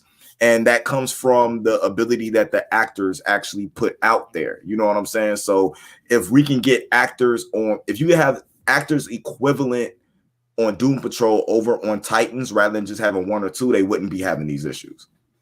Yeah, for sure. I think, yeah, the other issue, like when it came to season 2 of Titans, was how many characters they had on it. Because I think like it was almost 10 characters at that point. But Doom Patrol keeps the cast small and great. And I think that's one thing that really benefits it. And when they do introduce new characters, they don't usually join the team. They're usually just there for their one-off appearances, but they, you know, come back for future appearances as well. And it looks like Adam is making his way back. Hooray. Oh. Let's get the master's opinion on this right quick. Yeah, definitely. Because he and I were reviewing Doom Patrol together. I definitely want to hear his thoughts on season 3 being renewed. Definitely. Once he gets back up here. There he is. Hey, what's up, fellas? The king has returned. He has risen. As the third guest now of this show. calling in to give his outside opinion because my internet is just acting up today. What are you guys talking about? Oh, Doom Patrol. Yeah, nice. Doom Patrol season 3 begins production. What do you think about it? I'm super pumped for it, man. I feel like this show can do no wrong at this point. I'm much more. Oh, my face is huge. I'm trying to I'm just gonna hold this shit, but I'm not used to this. So yeah, I feel much more confident about this season than I do Titans season 3. I am a little bit bummed that season 2 had to get cut as short as it did. I think we missed out on an episode or two. I wouldn't be surprised if they wrap it up here, but I'm eager to see how they wrap up that storyline for this season. I don't know where they go after the Candlemaker, but I'm here for it, man. I feel like this show honestly can do no wrong. I keep looking at my actual webcam instead of this camera, so I'm sorry, guys. I'm not used to it. No, sir. You are 100% good when it comes to that. And as you can see, I can't work the cameras as well as you do. That's okay. You're doing a great job. Dino Knight said, "What's up?" Let's see. Power Rangers in the area has just caught up to where we're at because he started at the beginning and then caught up to where he was, and then he was like, he caught on all like, where Adam go? Oh, Adam's back. So you are very much missed when it comes to this, and we didn't understand how much trouble you have running this show until we started trying to do it ourselves. Sorry, man. Practice makes perfect. You guys are doing great, man. Yeah. No, but no, season 3. Yeah, man, I'm pumped. I don't know if they have a release date yet as to when it's coming out or not, but I definitely hope it gets here soon. But if you guys haven't checked out Doom Patrol, if it is a series that you're contemplating about, it is all available on HBO Max if you have it available. So I would definitely recommend it because it definitely surprised me when I first watched it. Doom Patrol is one of those shows where I didn't know any of the characters. I wasn't familiar with the comic books at all. But once you kind of dive into it, I feel like the craziness of it all just kind of takes over, and you just find yourself on this this crazy ride with just some great performances by an amazing cast. So I'm looking forward to it, man. They can't do any wrong, to be honest with you. Definitely. And then, yeah, like you were saying, with the previous season ending on a cliffhanger that they're probably going to be needing to wrap up like in the opening of this episode because of COVID and all that. I am really excited to see what the next arc is. I am personally really hoping it's the oh wow, how I want it, not Legion of Doom. The one with the gorilla and the cool, brain. What is that group called? Because they've been referenced. Gorilla Grodd and his people or something. No, it wasn't Gorilla Grodd, but it's the gorilla that has it's not Grodd. It's the gorilla who actually has the human brain and like the thing on top of his head. Oh, okay. Like the dome and stuff. Yeah. And then they're led by this brain that's like in a machine. They were in the last season of the Teen Titans cartoon series, and I cannot remember their name. I feel really dumb. But anyways, I would really like to see that evil group come back, essentially. And then, of course, we get like hints that we'll be seeing season 1 villain. What was season 1's villain's name again? Alan Tudyck's character. Mr. Nobody. Mr. Nobody. Yeah, we have hints that we'll be seeing Mr. Nobody again at the end of season 2. So I'd be totally down for more Mr. Nobody for sure. Yeah, I hope he makes his impact felt this season too. Although if not, I feel like they got a plethora of characters they can certainly tap into. But I would never say no to Alan Tudyk. Dino Knight says, can we get a crossover with Dune Patrol in the Arrowverse, even if it doesn't make sense? We kind of had that in in Crisis. Oh, that brief shot of Dune Patrol. Yeah. That brief shot, but to be honest with you, just because of what happened in Crisis, it actually would make sense. You know what I'm saying? If they did it, and I think the Legends winding up like on the Doom Patrol's Earth or something like that would make perfect sense to see them interacting with the Doom Patrol. I think that'd be amazing. I feel like if they do that, it would be perfect as a one-off episode. I'd prefer to see that in Doom Patrol instead of Legends of Tomorrow. Because, I think just it would make a great crossover if it was just one of those things where kind of similar to the space I believe that episode's called like Space Oddity, right? Where you just have like the spaceship just like appear in front of the manor, and then just the way the characters react to that kind of stuff at this point, where they're just like, well, it's one of these days again. I feel like it'd be the same thing where like the Wave Rider could get like blasted into their Earth and then just like show up in front of their mansion just coincidentally, and then that would just be the reaction again. It's just another, well, I guess it's just one of those days again. Yeah, I would be curious if we do ever get a Arrowverse crossover with anything HBO Max related. It feels a little far-fetched for me. I don't, but never say never. I mean, we've seen some crazy stuff here since Crisis, so I feel like if they really want to pull anything off, they probably could. Yeah. Is there any other articles you want to go back on that you weren't here from that you would like to that you had comments that you were waiting on about? I don't even remember what the other articles were. Zack Snyder. Oh yeah, looks good. I'm pumped for that. Zombie heist film, count me in. What were the other articles? Walter Hamada extends his contract. Oh yeah. I'm eager to see what he does here. I mean, he re-upped till 2023. I think for the most part, since he's come on board, he's kind of put DC Films into a different trajectory than where they were prior. Really kind of letting the creatives behind the scenes kind of let their voices be heard a little bit better in regards to like directing and writing. Like the movies that they've been releasing, it feels very much like the vision of the directors and the creators that they've been bringing on board. So I am pleased with that.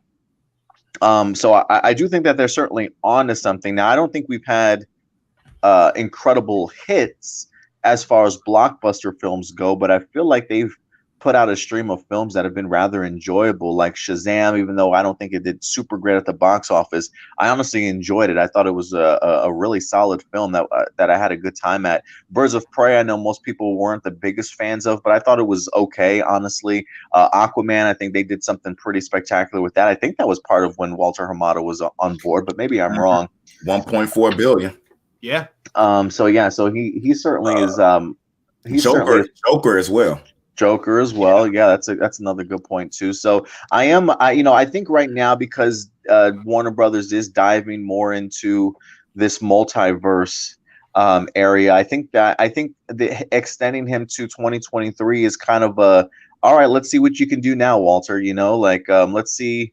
Now that we're going to be tackling this multiverse, let's see what some of your ideas and your vision for the cinematic universe is going to be like. And in 3 years, if it does, if this slate of films in this direction at Warner Brothers isn't going in the direction that they want to, then maybe they'll put somebody else in his place. But I think with all the ideas that they at least have right now, they're definitely going to give Hamada the opportunity to see if they execute these well, and they make something of it. So we'll see what happens. But I think this is a smart move on their part. I don't know what's going on with the Ray Fisher stuff. I know if there's anybody that doesn't want Walter Hamada in that position, it's definitely Ray Fisher. So we'll see. We'll see how his career goes, and really just what Hamada's impact is going to be on DC films going forward. But I think for the most part, it's a pretty solid choice. Yeah, Stewart said a similar thing about the time frame they gave him is just enough to prove itself, or just enough time where if he messes something up that they could fix it right afterwards. It's not going to be a thing. But we were looking through his everything he had done, and even back at New Line, like we didn't know he did Friday the 13th and like Nightmare on Elm Street, and that he had involvement. Like his track record through the history that he's been doing it is crazy. Yeah, he helped usher in like The Conjuring and stuff, like that whole franchise. I think he helped kind of bring to fruition a little bit also. So he definitely has a track record in building franchises and things around him. So hopefully he'll have the same kind of mentality going here for DC. Sorry. No, go right ahead. Oh, I was going to say, like, what I was telling Indy is that, like, while I'm not the biggest fan of his reboot of Friday the 13th or Nightmare on Elm Street, the Conjuring series, I think what he did with that, like making kind of a small low-key cinematic universe with kind of that, like the supernatural ghost stories. I think that was a really cool decision, especially since like I like the way they do it in the sense of them being connected, but them not having to set things up, them still being able to stay as standalone movies. Like, I'm not the biggest fan of most of them individually, but I do love Annabelle 2, which is a great film. And I do love what it's done. And I know that the Conjuring franchise has a huge fan base behind it, and it's easy to see why.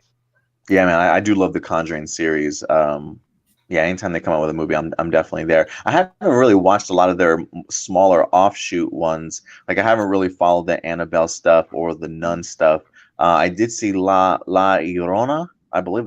I think that was like an offshoot of the Conjuring series too. But I did check that out. That was pretty solid. I definitely recommend Annabelle 2. You don't even have to see the first one. Oh. My jacket. Yeah, really likes Adam jacket. Looks cozy. I already have a leather jacket like Stewart's. All you had to do was go get the skull cap like mine, and you got the full set.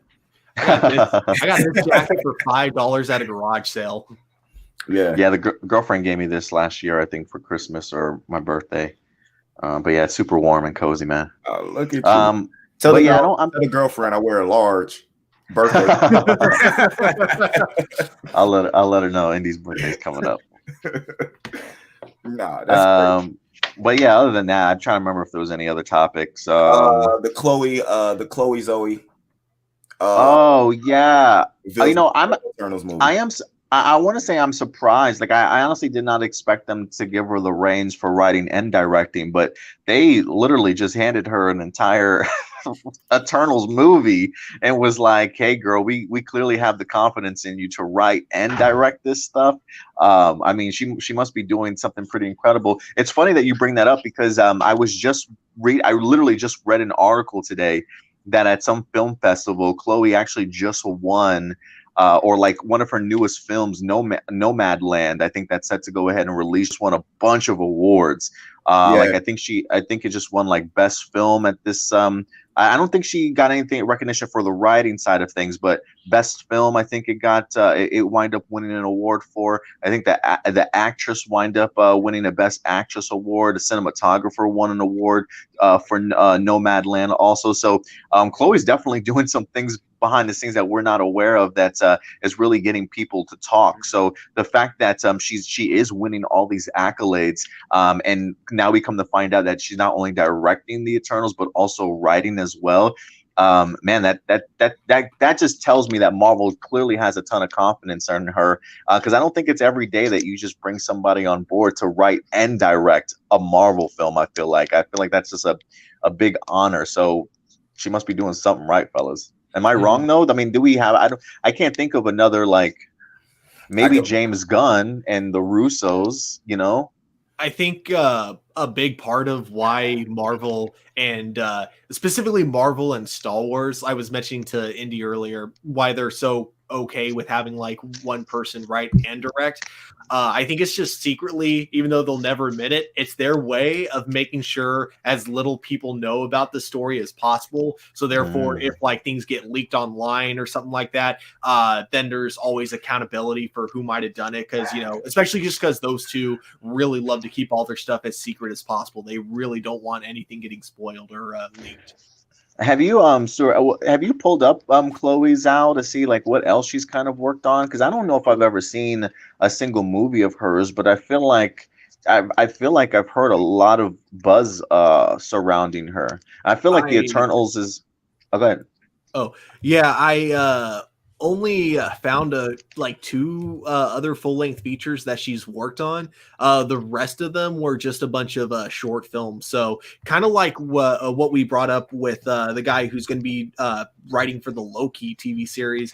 Not the most expansive IMDb page, but again, kind of with Kevin Feige being really smart about who he chooses to write and direct like individual movies. I do feel like this movie, if it's won as many awards as you were talking about, Kevin Feige clearly sees something in her. So I am very excited to see what that is. So I might actually have to check out her film then for sure. Yeah, I was gonna say, does any of her films, does it show if she's won any other awards for some of the stuff that she has done? Even though we're maybe not too familiar with it, I'm wondering if it's been getting a ton of recognition. While you look that up to see if she's won any awards, I will say this, for me, I feel like it's not very often that I feel Marvel makes a lot of risky movies. I feel like Thor was a pretty risky film for them, having to tap into making Asgardians relevant.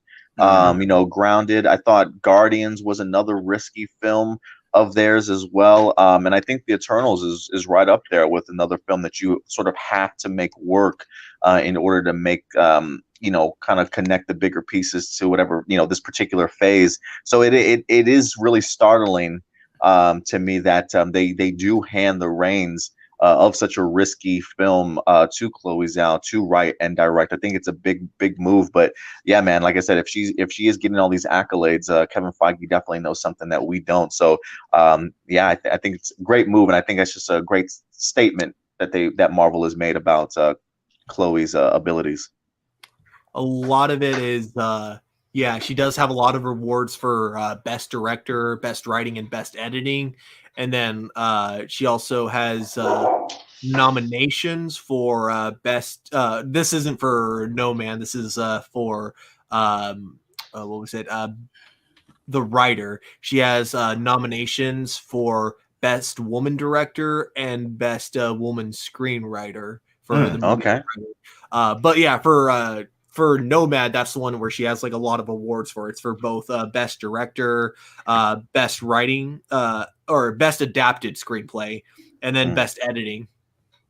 So yeah, I mean, again, just based off of the fact that she may not have a lot of films under her belt, but it seems as though what she does touch definitely does get recognized in some way. So yeah, man, I may not be familiar with her work, but I feel like maybe I should start paying more attention to Chloe Zhao going forward. Because yeah, that's a pretty impressive stuff. But anyway, yeah, those are just my thoughts on some of the articles I missed. Yeah, definitely. Actually, good thoughts, because the way you took it, the details you came out as far as about that, because that was a huge article to me. Just the fact that as big as that movie needs to be, but as well as it needs to be directed, I'm surprised if they let, her do that. But it makes sense because, like I was telling Stuart, the fact that the basis of the Eternals storyline is a love story. You know what I'm saying? To me, it makes sense to have somebody like her do that. You know what I'm saying? And just write the film from the inside out instead of trying to build the world and then show the people in this world. You know what I'm saying? Show the relationships and then show the people, the characters, and then show how they affect the world around them. And we'll probably end up with a better movie. Yeah, no, I definitely agree. I am interested to see how she incorporates the idea of a love story into this sort of cosmic tale as well. I'm sure we'll probably have some flashbacks from time to time, really kind of get to explore the past a little bit. Maybe some, I'm sure we'll have some big, it's a Marvel film, right? So it's not going to be all love story. I'm sure there'll definitely be some big action sequences and cosmic stuff. So I'm definitely looking forward to that. But yeah, no, I definitely agree with you there, Indy, for sure, man. Well, I feel like the best action movies have love involved, whether it's relationship, whether it's like a relationship between, you know what I'm saying, a person and their lover, or if it's just a relationship between two friends. I mean, the best thing about Lethal Weapon is the relationship, you know what I'm saying, of the two cops in it and everything that evolves from that. Same thing from the Bad Boy series. Anything you think of Fast and the Furious, it's honestly really about the love for family. And then the lengths they'll go to protect their family. So as long as she can make us connect to those characters and care about what they're going through, everything that they do after that will be extra. And I'm also a big fan that they chose to use Black Knight in this movie. Black Knight for me has always been a character that I felt has underrated for sure, just underused in Marvel. I know he doesn't have like the most spectacular sort of power set or anything like that, but I don't know. I always thought it was something gnarly about the Black Knight character. So I'm glad that somebody like Kit Harington is getting an opportunity to shine in this after his Game of Thrones.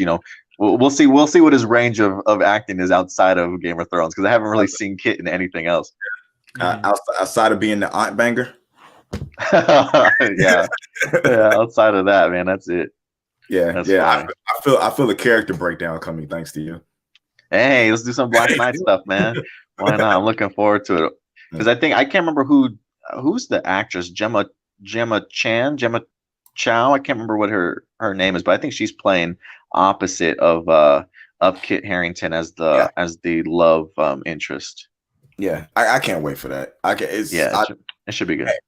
I keep forgetting about that movie with everything else that's going on, but they've been so hush hush about it. We haven't even gotten a trailer yet, so I feel like it definitely is still going under the radar. I feel like.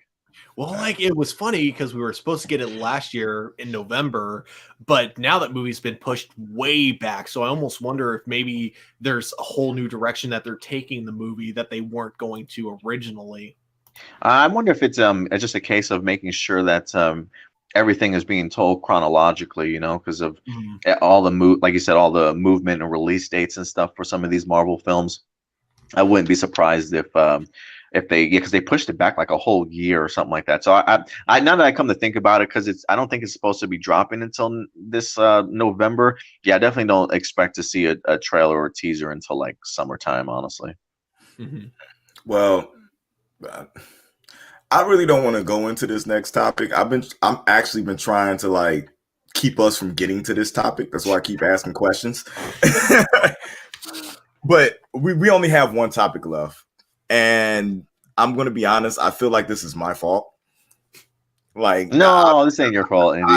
The other ones are your fault, not this one. Well, yeah, the show that I was pegged to review ends up not even getting picked up. I think that's a world record for me. Yeah, I think that's the quickest the show's been announced and canceled, man, on you.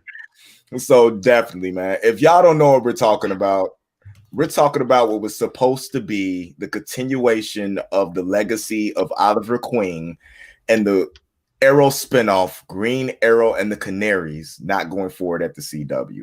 Which upsets me is that the 100 prequel is still alive and there's no basis for the show.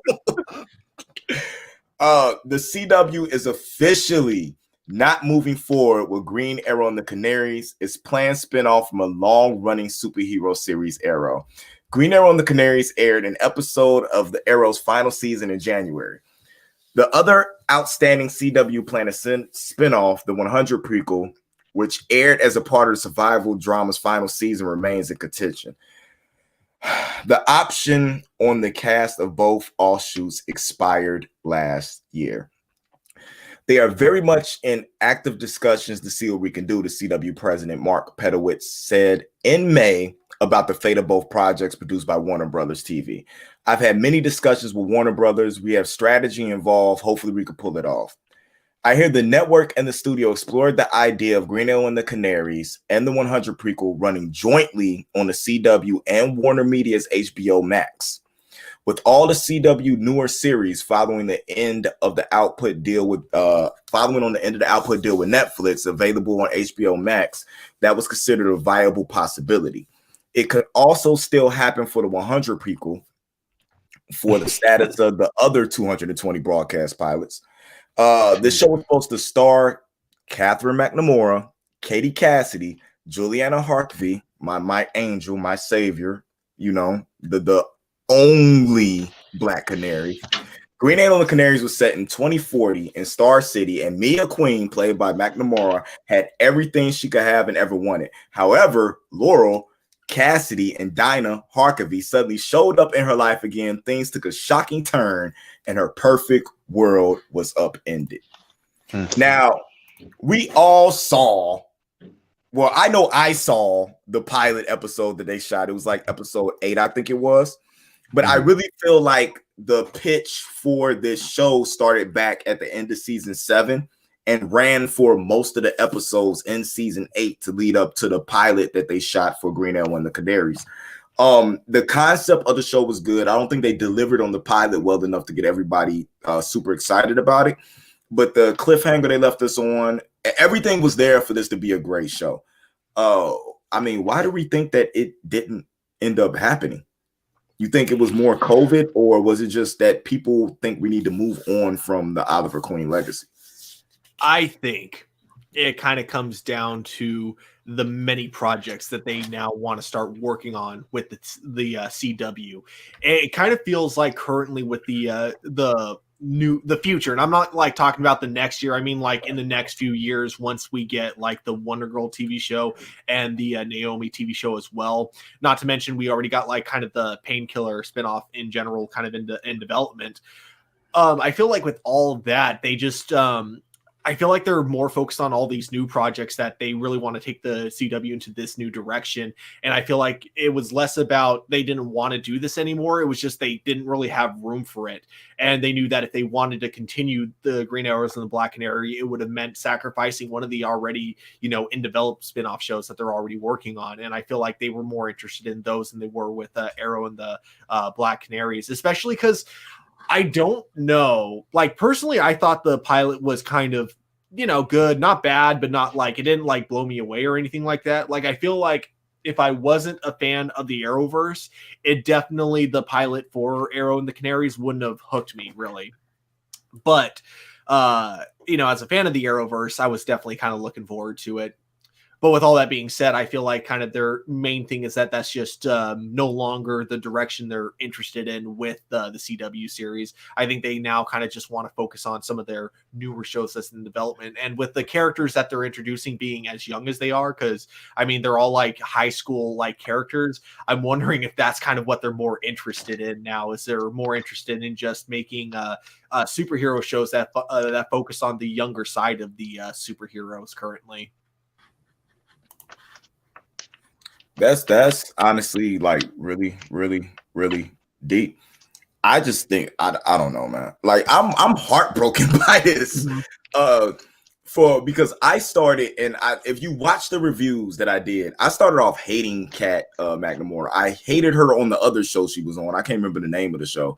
Shadowhunters. I hated her on Shadowhunters. I hated her character, but she was like one of the most popular characters off of there. So I understood why they would use somebody as her in this role in order, and especially a lead role, which is going to be another show, to try to capitalize on that type of popularity. I mean, she's right now in a lead role on The Stand, you know what I'm saying, doing incredible, lead role in a mini-series for Stephen King. So I feel like everything was there for this to be successful. I just feel like they just didn't want to do anything with it because they gave us Superman and Lois. Nobody asked for Tyler Hoechlin to get his own series, you know what I'm saying? And for them to cancel, not cancel, for us to have to let go of Supergirl, and if us give a Superman Lois series, nobody was really asking for Painkiller, even though we want it. because that's in a very interesting character. Nobody's asked for Painkiller. Nobody asked for Naomi. Half the world didn't even know who Naomi was. You know what I'm saying? Wonder Girl is cool. Like, I don't have any problem with Wonder Girl. I understand her place and her position, you know what I'm saying, on this channel. But it's like, let go of Green Arrow and the Canaries. The history that Juliana Harkavy has since like season 5, you know what I'm saying? Katie Cassidy since season 1. And then this Cat McMortar that people fell in love with, you know what I'm saying? Especially when we don't know what exactly going to happen with Batwoman. Or maybe they be waiting to see what's going to happen with Batwoman, and maybe this is something that could replace it. I mean, what do you think, Adam? I mean, it is. I don't want to say it's weird to me. I just feel like it's just really bad timing for everything when it comes to this show. I think a lot of stuff just lined up poorly for it. Because I mean, I definitely feel like they wanted this to happen. I mean, I definitely feel like the CW. I don't feel like you introduce her in season 7 and you have all that build up through season 7 and season 8 for a character.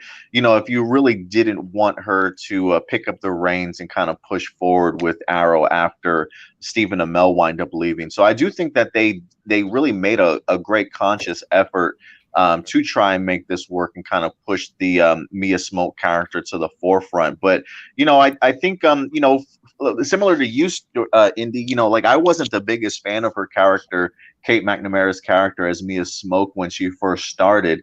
You know, I don't know how other people felt, but she kind of rubbed me a wrong way a little bit just because I felt like I was getting Oliver Queen 2.0 from very early on type of thing, you know, and I think that was a character that I was eager to move away from with Oliver Queen. And so to kind of just see the repeat with Mia Smoke and all the lessons that she kind of had to learn over the past season and a half or so, it took me a while to actually warm up to her.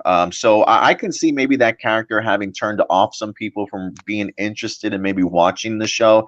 I honestly thought that the pilot was perfectly okay, but I just think with the with maybe the reception towards the pilot, maybe the reception towards the Mia Smoke character, then you wind up having COVID-19 that kind of puts everything on hold, if you will.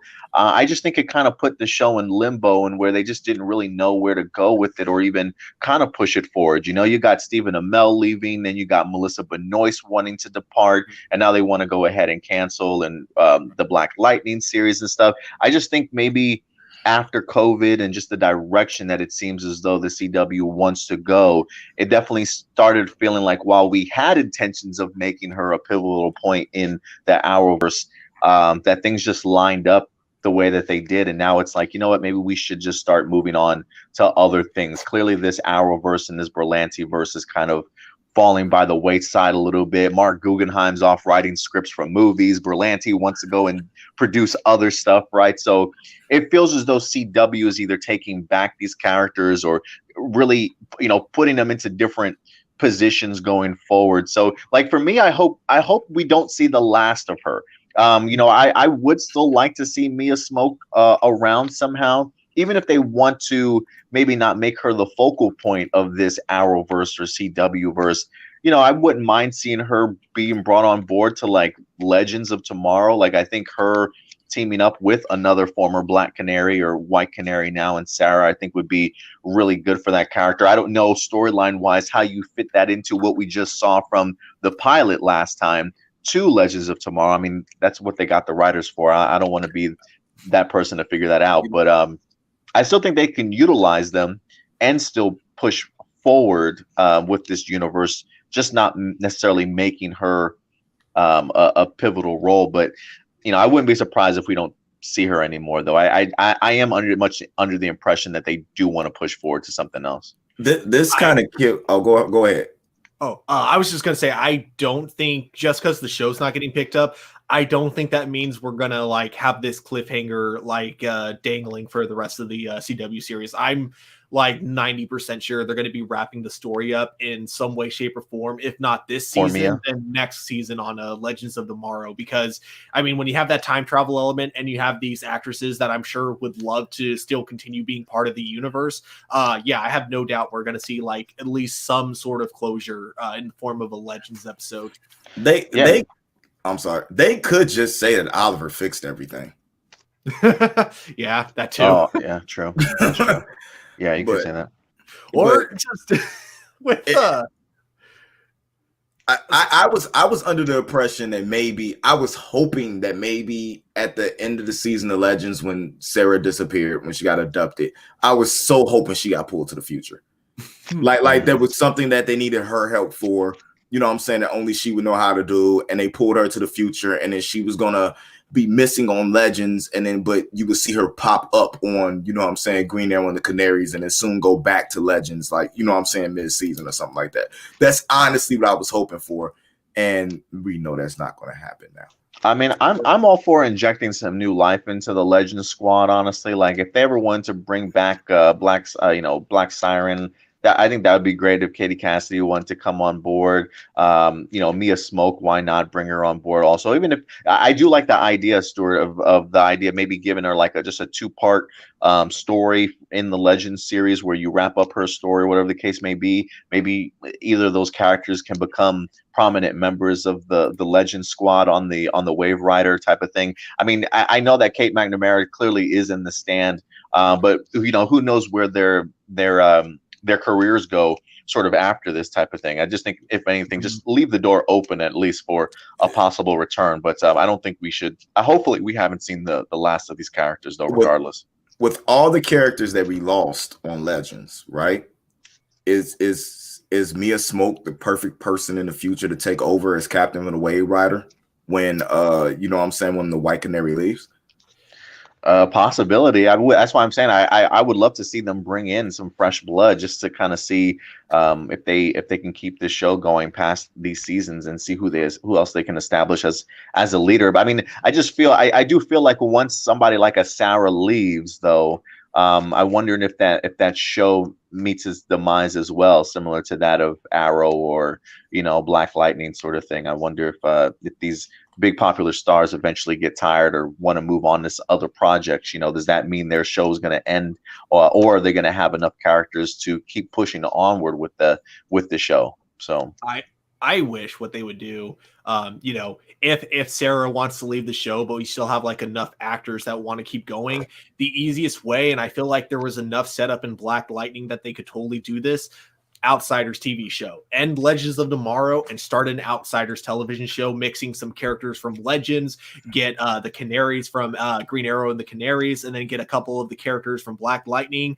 You got the full crew for Outsiders. The only like Outsiders character I think the Arrowverse hasn't really introduced.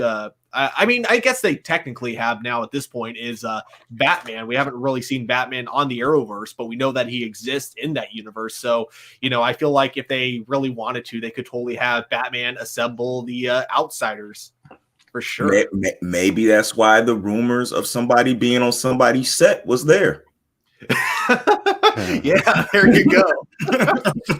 I'm just saying, I don't want to confirm those rumors, but maybe that's why that happened. Maybe that's what they're trying to set up. Yeah, I mean, we'll see. But yeah, no, okay. No, go right ahead. I was just gonna say, as we know, Kat was heartbroken. She posted this on Twitter and said, "Needless to say, I am heartbroken. We love to go on the journey with Mia Smoke. Thanks to everyone for their love and support. Hashtag Greeno and the Canaries. Hashtag Elicity Baby. Hashtag Green Arrow at the CW." Yeah, it is a shame, man. I definitely wanted to see the Arrow legacy continue. But yeah, I am definitely under the impression that they, like you said, they've got Painkiller coming in, Wonder Girl coming in, Naomi coming in. It definitely feels as though they have a different vision for the Arrowverse going forward, and maybe they just feel they can't fully do that until they let go of the past. And so I definitely feel as though they're pushing forward. So hopefully, if we don't see a Mia Smoke show, hopefully we'll see her pop up from time to time in something else. But yeah, I think that era is wrapped up, man. Check Kat out in the stand. She's actually, that is really good. I did watch the first episode. I don't know if she was highlighted in the first episode or not, but I did watch the first episode. I'll have to go back and catch up to it though. And then anybody that wants to check out earlier in Shadowhunters, if you can get past the cheat, we watch Power Rangers and stuff. So you can get past the cheesiness of Power Rangers and all the other stuff we watch. You can watch Shadowhunters and actually enjoy it. Dino Knight said, I'm glad Stephen Amell congratulated Kat for her hard work and following his footsteps. That ended my day real nicely. Because I guess after Dino Knights watched my little announcement video that we did here on APlus Hero Report, he went on a news spree looking for everything he possibly could on why this show wasn't coming on. to try to prove me wrong or whatever. Mm-hmm. But yeah, I mean, I feel like it's a loss for them. It's a loss for them because I feel like that show was going to have a lot of people that were going to be entertained by it. And for somebody like me who wasn't ready to because I wasn't ready to let go of Oliver Queen, because like y'all know, Green Arrow was my favorite DC character. Not letting go of Oliver Queen hurt, and knowing that wasn't going to be there for me weekly anymore. So I was looking for something to take his place, and I ended up with Tyler Hoechlin. I don't know, man. I'm still excited about that show. And you know, I think I'm taller than him. So so it's just weird to me with that. No, I feel you, man. Yeah, it's the end of an era, man. It's just the turning of a new chapter. It's heartbreaking to say the least. But we got 8 good years, man. Well, 5, 6 good years. We got 7. It was only one bad. It's like a season and a half that was bad. I mean, yeah, okay. All right, I'll settle on the season and a half. Yeah, this is a season and a half in the bad. I can tell you one thing: Oliver in jail was way better than friggin' Barry in jail. No, that wasn't even my season. Yeah, it was, but that wasn't even my season. I was worried about. Those Ra's al Ghul seasons, man. I could forget about. Well, the Ra's al Ghul season, and then I just season 4 was so bad. So bad. I did not like season 4 at all. Yeah, so definitely. But with that being our last topic, and everybody arguing about Fast and the Furious in the comments, we should never mention that movie, because now they're just arguing over what's their favorite Fast and Furious movie. I'm trying to. I don't know if I'm trying to get to the. I don't know if I can get to the live viewer from here. I feel like if I close this down, I'm gonna be thrown out. Let me see what happens. Yeah. You just turn sideways. Oh, I'm still here though. Okay. Yeah. You're also frozen, but I think that'll change as soon as you put your thing back up. We can still kind of see you. We can see that you're there, and we can hear you. That's all that matters. Okay, you can hear me still. Yes. Okay. Sorry. Really quick. Power Rangers in your area wants to correct you, Indy. He's saying we're not arguing. All right, this is from Jessica Friedman. Are there plans to have Ryan Wilder meet the rest of the Arrow gang? And which past Supergirl characters would you like to return for the final season? So past Supergirl characters you'd like to see return for the final season. Right now, the only person I want to see really is maybe Mon-El. I would love to see Mon-El come back. Give me more Legion of Superheroes returning. I would love to see Rain return if possible. Yeah, that's all I got right now. Who else would you guys like to see? Cat Grant. Yes. Go out with a bang. Gotta have Cat Grant come back and take back everything that was hers. I love it. I love it. For me, either Mon-El or Jimmy Olsen. Just get like one final moment for both of them. Yeah, let's bring James in here. I like it. I don't want him back. He took a job away from Michael J. White. There's no way he is Jax. And then are there any plans to have Ron Wilder meet the rest of the Arrow gang? I guess we can jump into this idea of the rumor that's going on as far as her meeting the Arrow gang. I don't know if anything showcasing her meeting anybody from Arrowverse as of right now for this season. I haven't heard anything about a crossover event or anybody else coming into this season. But there is some speculation right now because people did see Batwoman on the Titans set for the HBO Max series that's being filmed right now. So there's some speculation that maybe Batwoman might pop up on Titans. But again, that's just speculation based off of a source that said they saw Javicia Leslie in costume and Batwoman on the set at Titans. It is important to understand, I believe they're both filmed in Vancouver. I believe they're both filmed up in Canada, if I'm not mistaken. So that's actually very possible then. Yeah, I mean, it definitely would be possible, yeah, because I believe they're both filmed in Vancouver, if I'm not mistaken. So, for me, I almost feel like, I don't know, I don't see why they couldn't have just been happening to be filming the same day, and Javicia was like, hey, I'm just gonna go over and say what's up to this crew, introduce myself, shake some hands to these other superheroes and stuff. And then maybe that's what they saw her on set. I'm under the impression that there was no filming that took place.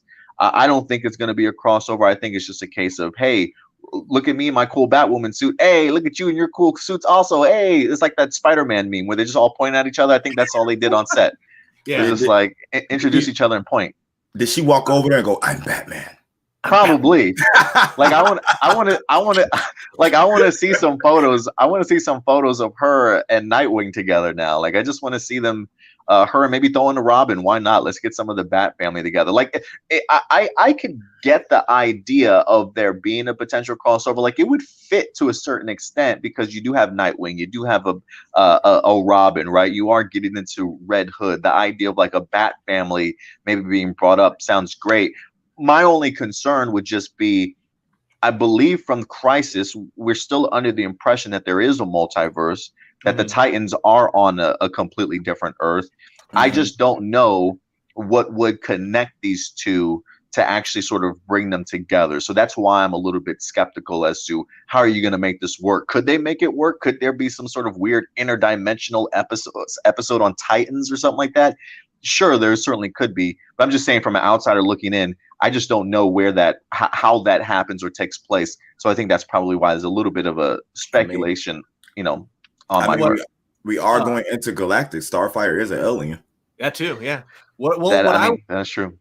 Well, what I was thinking is that we've already had it like kind of stated with the multiverse. You can still have actors essentially playing the same character in different universes, but like not have them be the same character. Like we see with the Dune Patrol in Titans. Like a lot of the actors for the Dune Patrol are the same, but they're not the same Dune Patrol that we see in Titans. So like they probably wouldn't have to do anything multiverse related. You just have a different version of Batwoman still played by Javicia like appearing in Titans. I think that could work totally fine. Supposedly, I don't know if this is true. This is like what I hear because I watch a lot of Paige's videos, and he was talking about how there was a rumor back in the day when Titan season 1 was about to air that the actor who played Robin was supposedly going to be making a cameo on Supergirl, and we already know that Robin exists in the Arrowverse, so it's possible that if Robin exists in the Arrowverse, he looks like Brenton Weiss as well. So it's something I could see kind of happening both ways. You have some characters that just happen to look the same, but it's just a coincidence or something. I don't know. I can dig that for sure too. I can see that happening. But yeah, we'll definitely see. So as far as like a crossover with Arrowverse, I haven't heard anything of Batwoman, Javicia Leslie's crossing over, but just be aware at least that there are some sources that are saying that they did see her on the Titan set, and so do with that what you will. I don't think it's going to happen, but it doesn't mean I'm not welcoming it. I certainly would love to see it if it were to happen, but yeah, we'll see what happens.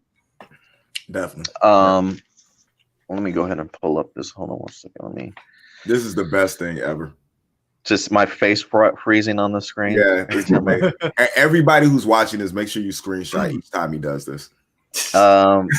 AJ's got a couple questions along with his cousin Ralph. I'm almost starting to think Ralph is make believe, bro. I think you're just trying to fit in 6 questions.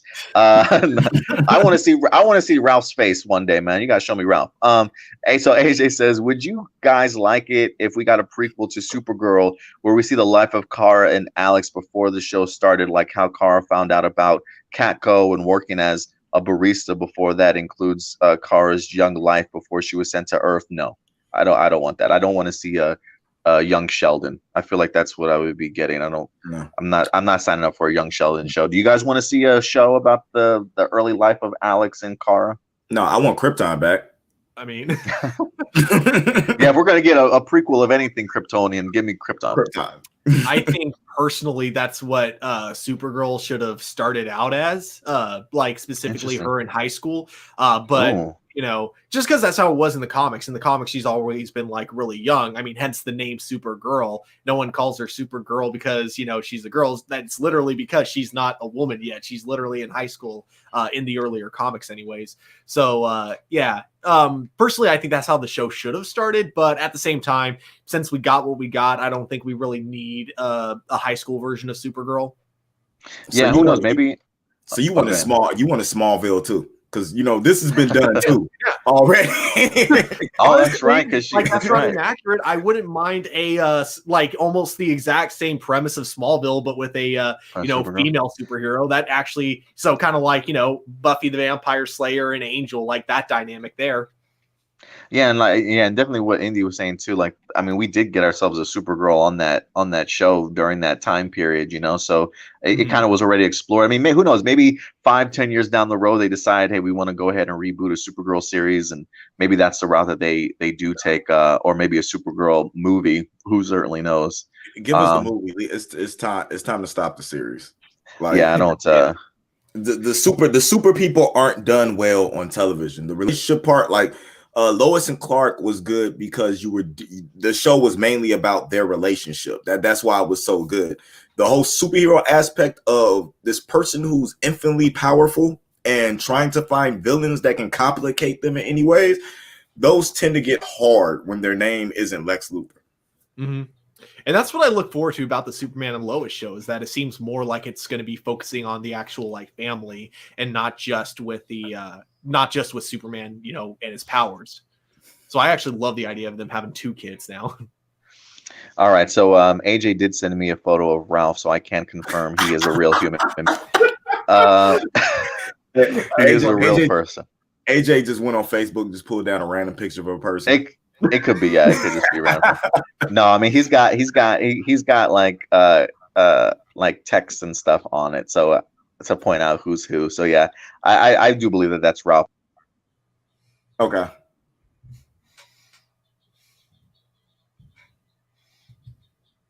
You still there, Adam? Can you hear me? Man. Oh, yeah, now. Yeah. Okay, I wonder what happened. Can you still hear me? Yep. Okay, so if you could make The Flash a better season, like seasons 1 or 2 quality, how would you make it? You guys have any suggestions? Bring back Zoom. No, I'm just kidding. No. How would you make Flash better? Kill his wife off. You and this Candace Patton hate, man. You would have think she stole one of your husbands, man. Oh man, me personally, man, I would have like either done one of 2 things, because it seems like ever since season 3 they've really been trying to make it a lot more serialized, whereas season 1 and 2 I think worked because it was you know, they had just as many kind of episodic episodes or filler episodes as they did with story episodes. And I think it helped so that even when you weren't getting a story relevant episode, you were still getting an entertaining standalone episode. But when they got to season 3, I feel like it became too serialized. And because every episode felt like it had to contribute to the story, it ends up making the whole season feel like it's dragging. And I feel like that's an issue they've been having from season 3 all the way to season 5. There's also, I really, really hated the twist at the end of season 3 so much. I really hated that twist a lot. So I would have taken that out. You know, there's just a bunch of things. I feel like they all have really good concepts, but I feel like they were all executed very poorly. And again, I feel like season 6 is a better turn in because it's not going back to the episodic formula that I really like, but it is at least utilizing a lot more story structures in the season, so that way it never feels like they're just stretching out a storyline that should only be lasting a few episodes. It doesn't feel like they're stretching it out for 20 episodes. It's like, okay, this will be the story for episodes 1 through 8, this will be the story from episodes 9 through 16, and then this will be the story for the last half of the last part of the season. And I think that format worked a lot better, and it was a good way to change the direction, keep the more serialized nature of it, but without it feeling like they're just stretching it all out. I get you. Raise the stakes. Mm-hmm. I think the problem they have is subpar villains. Other than Thorn, like Zoom, you know what I'm saying? Things like that. You really haven't had villains where you feel like our heroes might not have a chance to win. The Thinker was trash.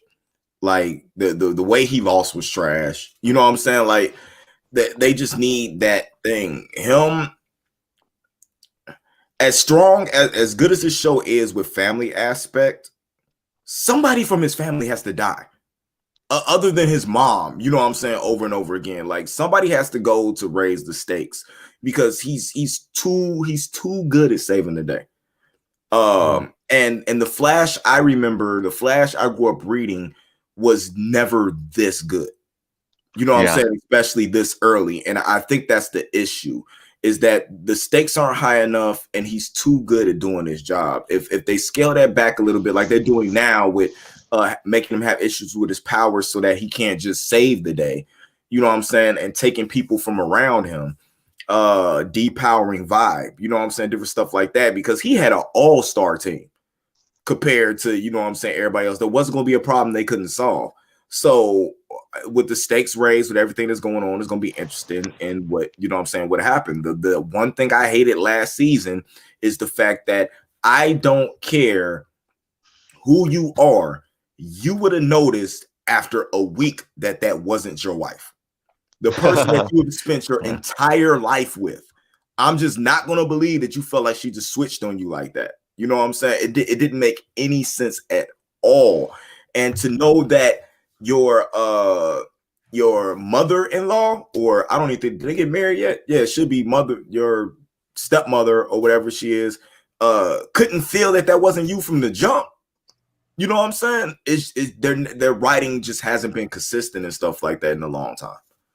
Mm-hmm. No, and still, we don't have Green Arrow and the Canaries, but the Flash. The Flash lives on, man. I'm telling you, it's gonna be like that for a while. Let's see here. AJ says, with Black Lightning also ending with season 4, how would you like the characters to have closure? And for Khalil as Painkiller, especially if we do get a spinoff for him, plus a backdoor pilot.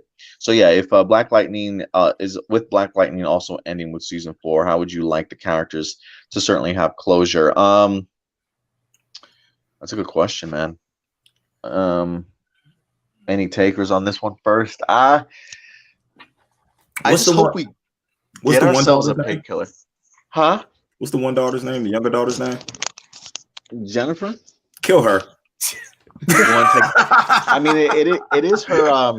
This will be her. Well, it's going to be everybody's final season. But I remember her saying that she was planning on leaving the show anyway. So maybe that's what pushes Khalil to kind of go off on his own thing. Maybe he loses her because we all know how much Khalil to this day still cares about her. So maybe that's one of the driving forces that makes him want to become a better person or have his own spinoff at some point in time. So it's a possibility. I'm expecting to see Grace and Anissa married at some point in time this season. I think they were planning on trying to get married last season if they haven't already. I can't remember if they did briefly or not. But regardless, I think that's definitely something that they'll continue to explore. I don't want to see Jefferson die. I really don't want to see Jefferson die. I hope that's not the reason why they're going to kind of cancel this show or anything like that. I personally would just like to see him going back to being, like, for me, Jefferson, I would like to see him devoting his time, instead of as a superhero, now that I think that they've established a bunch of other younger superheroes, I wouldn't mind seeing him maybe retire and just focus on helping kids the way that he originally planned and going back to being a principal of the school or being a teacher or whatever the case may be. So I hope Jefferson's storyline kind of wraps up with him going back to going back to Garfield. What about you? Any other characters that you guys would like to see wrap up in a certain way? Let Jefferson exude his powers to the point where he doesn't have them anymore. So he can go back to normal life, and that's the reason why his kids pick, you know what I'm saying, like the new Age of Superheroes pick away left off, where he could take the role of his mentor, you know what I'm saying, and just instruct them, but be as, you know what I'm saying, a normie, as a normal person, rather than just, you know what I'm saying, being the superhero. Because I think him doing that to take out something or stop something from happening would be like the most heroic thing to do, because most of the time we see it, the hero dies when he does something like that. But and I think them leading up to him doing that in Crisis, like having to power the thing, you know what I'm saying, and then like just have it. He just has to, something happens and he has to exude all his power inside of him. And yeah, it almost takes him out, but when he comes back to, you know what I'm saying, he doesn't have his powers anymore. I think that's an incredible way to just end it. I like that idea. Almost similar to Indy's thought. Like, I do kind of want to see implication that he could retire. I don't necessarily want to see him lose his powers, though, only because, you know, I'd like to see if they have like future crossover events. It'd be cool if the actor came back for those. But yeah, I do want to see him kind of end his story as a mentor figure, kind of, and, you know, leading like a new young generation of superheroes, essentially. And but, you know, still having his power, so if the stakes are ever really, really high, he can definitely be there when he's needed, if he's ever needed, for sure.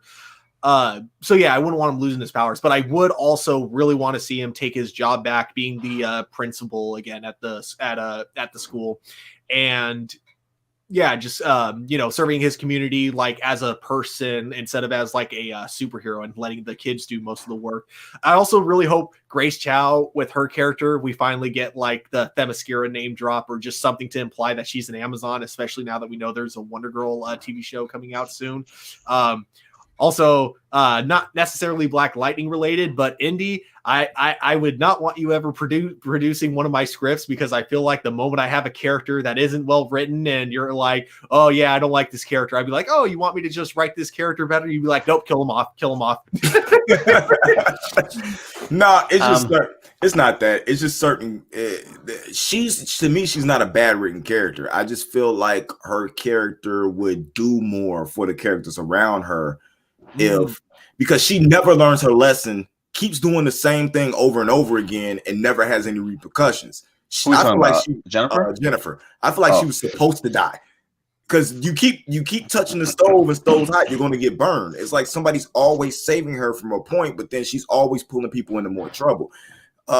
People like that are supposed to be gone. That's how I feel that is. They're supposed to be. It's almost like they're martyrs to what's, you know what I'm saying, for somebody else going like, I couldn't stop that person from doing that over and over again. It's my fault, and leading into a struggle for the individual having to fight, you know what I'm saying, not being able to stop them from doing that. That's every show she's in, she's that same character every single show, and she just starts getting annoying. That's honestly what it is with her. You know, I can see Peter Gamby biting the dust. I think Gamby's time has probably come. Anissa, I know I mentioned her marrying Grace. I really would like to see her get more prominence. I mean, she's been doing a great job already as Thunder and as Blackbird too. So I can see her being elevated more to team leader for maybe the younger kids that they have. But yeah, Jennifer, I'm not quite sure what they do with Jennifer, whether they kill her off or she has a happy ending. Who certainly knows? But I guess we'll see before we know it, man. We got one last season left. So yeah. Let's see here. And then of course we got Ralph with his questions. What were your guys' favorite episodes or seasons of Legends of Tomorrow? Let's go with favorite seasons of Legends of Tomorrow. And how do you think the show is currently, and do you think it should stop now or continue a little bit further? I'll throw this to the both of you, since you guys both watch it. Favorite season of Legends of Tomorrow, and how do you feel where the show is at currently, do you think it'll get canceled soon, or do you think it'll continue where it's at? Personally, for me, I think season 2 was when the show was like at its peak. I also think it was probably, with the exception of the newest season 5, I think it was probably the only like good season of the show. Because to me, Legends of Tomorrow has really just kind of been like up and downhill like throughout its entire run, and I think part of that is just it's a really expensive show to make, and so because of that, they have to have a lot of excuses for why characters aren't using their powers or they're not suited up like way too many times, and I feel like that really holds back the writing. So personally, I want the show to end, not because I hate it or anything, but because I just really don't want them to keep dragging it on. As CW shows have the issue as they keep going, the budget constantly gets lower and lower, and I feel like there's only so much money you can take away from the show before it's like almost impossible to even write for it anymore. My favorite season was, I don't even know what season it is. The first season at the Time Bureau was introduced. Yeah, I think that was season 1. Or no, that was season 3. My bad. Yeah, that was my favorite season. The season that I enjoyed the most was this past season. And I can't, and that's just because I'm a Constantine fanatic. I feel like that show ended, too early. I feel like they have the perfect actor for that. And it's just anything that has to do with Demon's Devil and just how they did that whole thing. It was just very interesting to me. And I can't get past it. So I feel like that's the best season, but my favorite season would be season 3. Let's see here. Do you guys think it'll be canceled? No. Or how many more seasons do you think you got? I think it's got one more season, so it'll probably end. And I won't even say canceled. I think it's going to end season 7. What season is this on right now? 6. 6. I think you'll get 9. I think you'll get 9 just so it can pass Arrow. But I think season 8, see the end of season 8, you'll see White Canary leave. You see Sarah leave. Then you'll get a season of somebody taking over, and then it'll end. And that'll be where I lose interest. She is the best thing about that show right now. Yeah. Like not only her personality, but man, she is fine as well. Very much so. Let's see here. Ralph's second question says, with the latest news of Green Arrow and the Canaries getting officially canceled, do you think Mio will return on the future, like on Legends of Tomorrow? Yes, I honestly think she'll somewhere in the future. Just like I said, I honestly think she's the perfect person to take over for Captain. Like she's to be mentored by Sarah. Their relationship with them being so close, I really think something with Sarah helping her get over her dad's death, and then getting her to lead the team for something would be pretty interesting, because that's honestly something that I could feel would lead them to be able to do in 8 or 9 seasons. I can see that. I'll be down for that. It would be interesting if she does take over, like to lead the team. I would actually think it would be smart for Sarah to no longer be part of the Legends, only because of like how different they are. Because Sarah Lance is that boss that everyone wishes they had, because she knows how to take her job seriously, but she also knows like when it's okay to loosen up and have fun. But when it comes to like, a serious, like the stakes get high, she definitely, her whole personality will definitely change, and she'll be like no nonsense, straight to the point. Whereas Mia seems a lot more like she's constantly no nonsense, straight to the point. Like there isn't any laid back side to her. So it would be really interesting in the sense that that would be something she would have to learn, kind of like what Ava herself had to kind of learn when she had to take over as leader for the few episodes that Sarah was out for. I think that would be a really interesting thing. Plus, not to mention, because this happened to me when I managed at a yeah, I bet you do, AJ. There, like she actually, and I don't even mean that in like a in like a weird way. I mean it like in a genuine, she does make a perfect boss, like, you know, just in that sense of, you know, there's a balance that's really hard for people to figure out. Like I've managed at a few different places, and I can tell you it's not easy to be both the guy that people like, but also having to make sure that things are getting done. It's a really hard balance.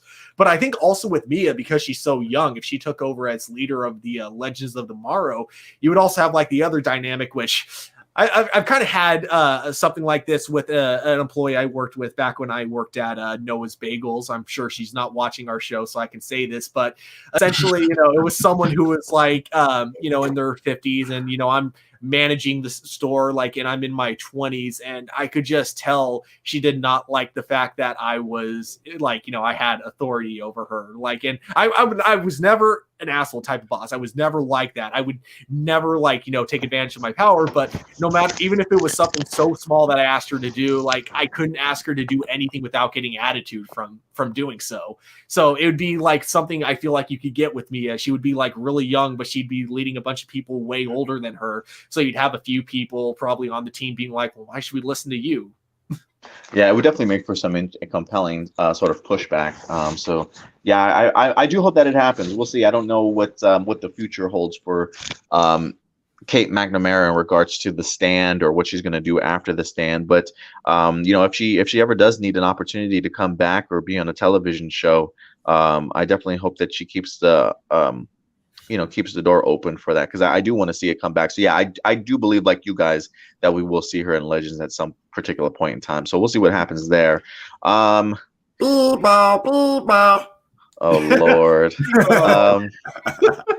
The last question from Ralph. It says, what do you guys expect for the Flash movie?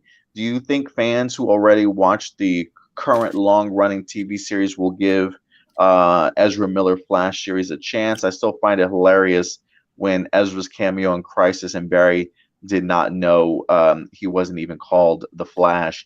Yeah, that was pretty funny. If anything, I'm assuming that's where Ezra Miller finally does come up with the name for himself. It's probably from the Grant Gustin Flash, so that wouldn't surprise me.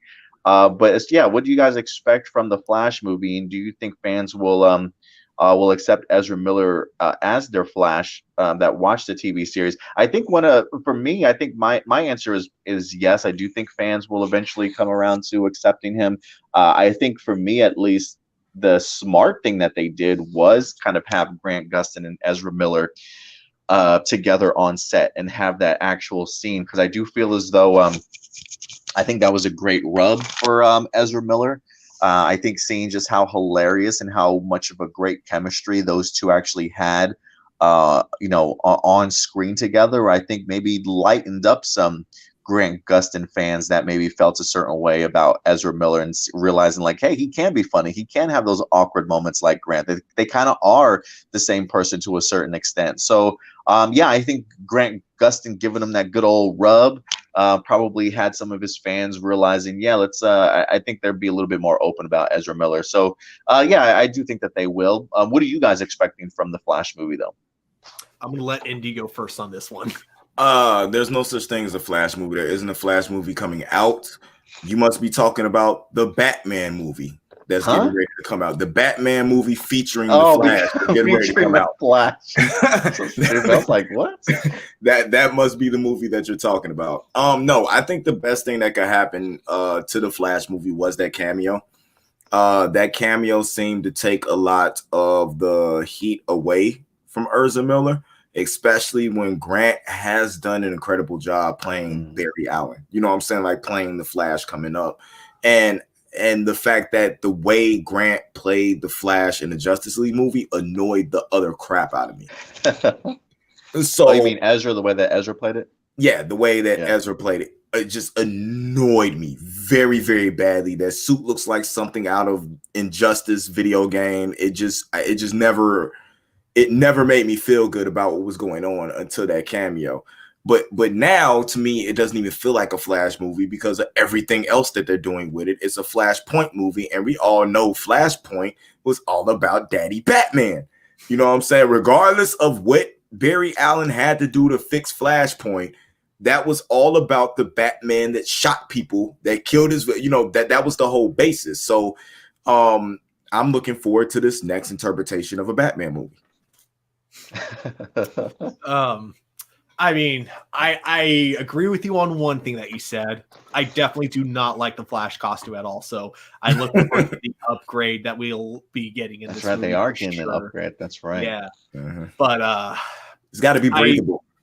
I do think it depends on it definitely depends on how the direction of this movie goes. But I feel like the Flashpoint comic book was enough of a Flash comic, just featuring Batman characters and other superheroes as well, obviously, because you had like the whole Atlantean Amazonian War too. But I do feel like it had enough focus on Flash to where it was a Flash movie or Flash comic book for sure. Well, same with the Flashpoint animated movie as well. I do feel like that was definitely a Flash movie too. But as for Grant Gustin's cameo, I have no doubt it'll happen. Whether or not it's a new cameo or they just reuse the footage from Crisis, I could see it working either way, personally. You mean the idea of bringing in, you think Grant might pop up in the movie? Oh, yeah, for sure. I'm pretty sure it's going to happen. He's going to make like a cameo, in the Ezra Miller Flash movie. I don't know if it'll be like new footage or reusing the footage from Crisis, but I'm sure it'll happen. Just have him pop up, not in costume, and give the Flash his name.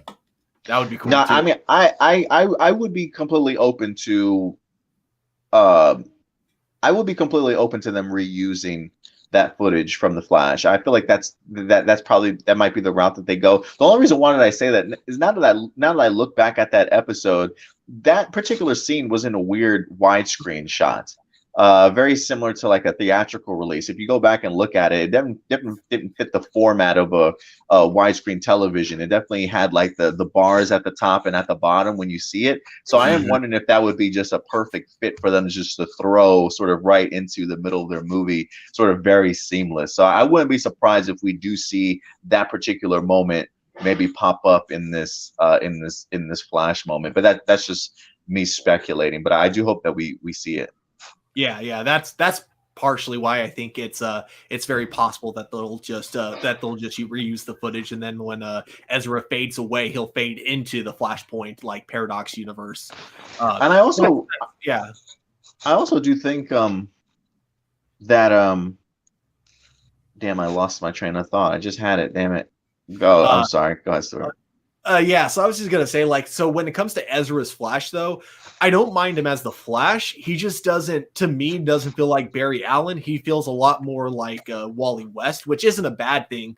It's just that's if I were personally in charge of the DC universe, I would have called him Wally West from the beginning, and maybe have it be that the Barry Allen existed in that universe like years ago or something like that. Kind of like in the DC animated universe, they give hints that there might have been a Barry Allen before Wally West, but they never directly say it. But shoot, I also lost my train of thought. I had one last point I was going to make about it, and I forgot. I do think the cameo with Grant Gustin will happen in the Flash movie for sure. And I will say this, I do feel as though this movie will probably take its own liberties too from Flashpoint, at least outside of Flashpoint. I think just the way that the script has been rewritten and retooled constantly. I do feel as though while it's certainly going to have elements of Flashpoint, I do feel it'll still make sure that it is a Flash movie. So I don't necessarily know if it's going to take everything from the Flashpoint storyline. So I am hoping that whoever's adapting this storyline it will make it feel more like a Flash movie with some Batman sprinkled in instead of feeling more like a Batman film as Indy is worried about. So I am hoping that whoever took the liberties on the script is still making it more of a Flash film. I don't trust DC or Warner Brothers when it comes to Batman. If Batman's popping up somewhere, it's about Batman, period. I mean, listen, and it is Michael Keaton too, right? So I mean, you definitely want to highlight Michael Keaton to a certain extent. So I definitely do think he'll certainly have his screen time, but I definitely feel they'll make it feel like it's a Flash film. I think. Think about how many generations of new kids are going to look like. Why is Vulture in Batman's costume? That maybe don't even know that he played Batman at one point, right? That's crazy. Right. Oh, okay. I remembered what I was gonna say. So this kind of goes out to a dude who I'm sure is not watching this video right now, but Paigey, I love your videos.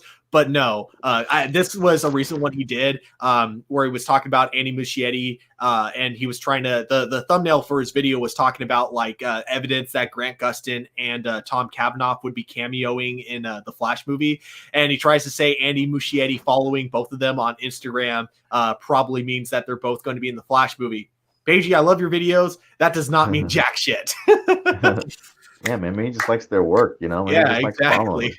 Nah, it's a lot me and Paigey don't agree with when it comes to like Flash and different stuff like that. But you know what I'm saying? I just let him do him.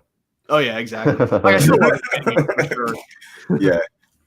I love his. I do like his introspective on how he does. You know what I'm saying? He goes with stuff when he makes a comment or he says something, he's going 110% with it. Mm-hmm. So I give him that on his conviction. Any more questions, sir? No, I think that's it. I think that's all the questions we got.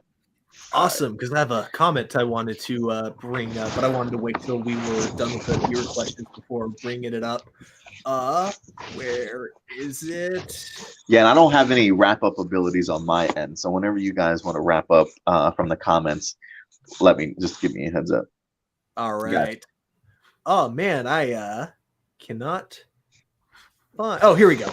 Okay, yes. This comment from Dino Knights saying that he loved the Friends spoof episode from season 5 of Legends of Tomorrow. I want to say that I technically only answered the season part. I never said episode wise. This is legit, and I don't even mean this in a joking way. I think it's one of the best episodes, not only of Legends, but of just any episode on the Arrowverse in general.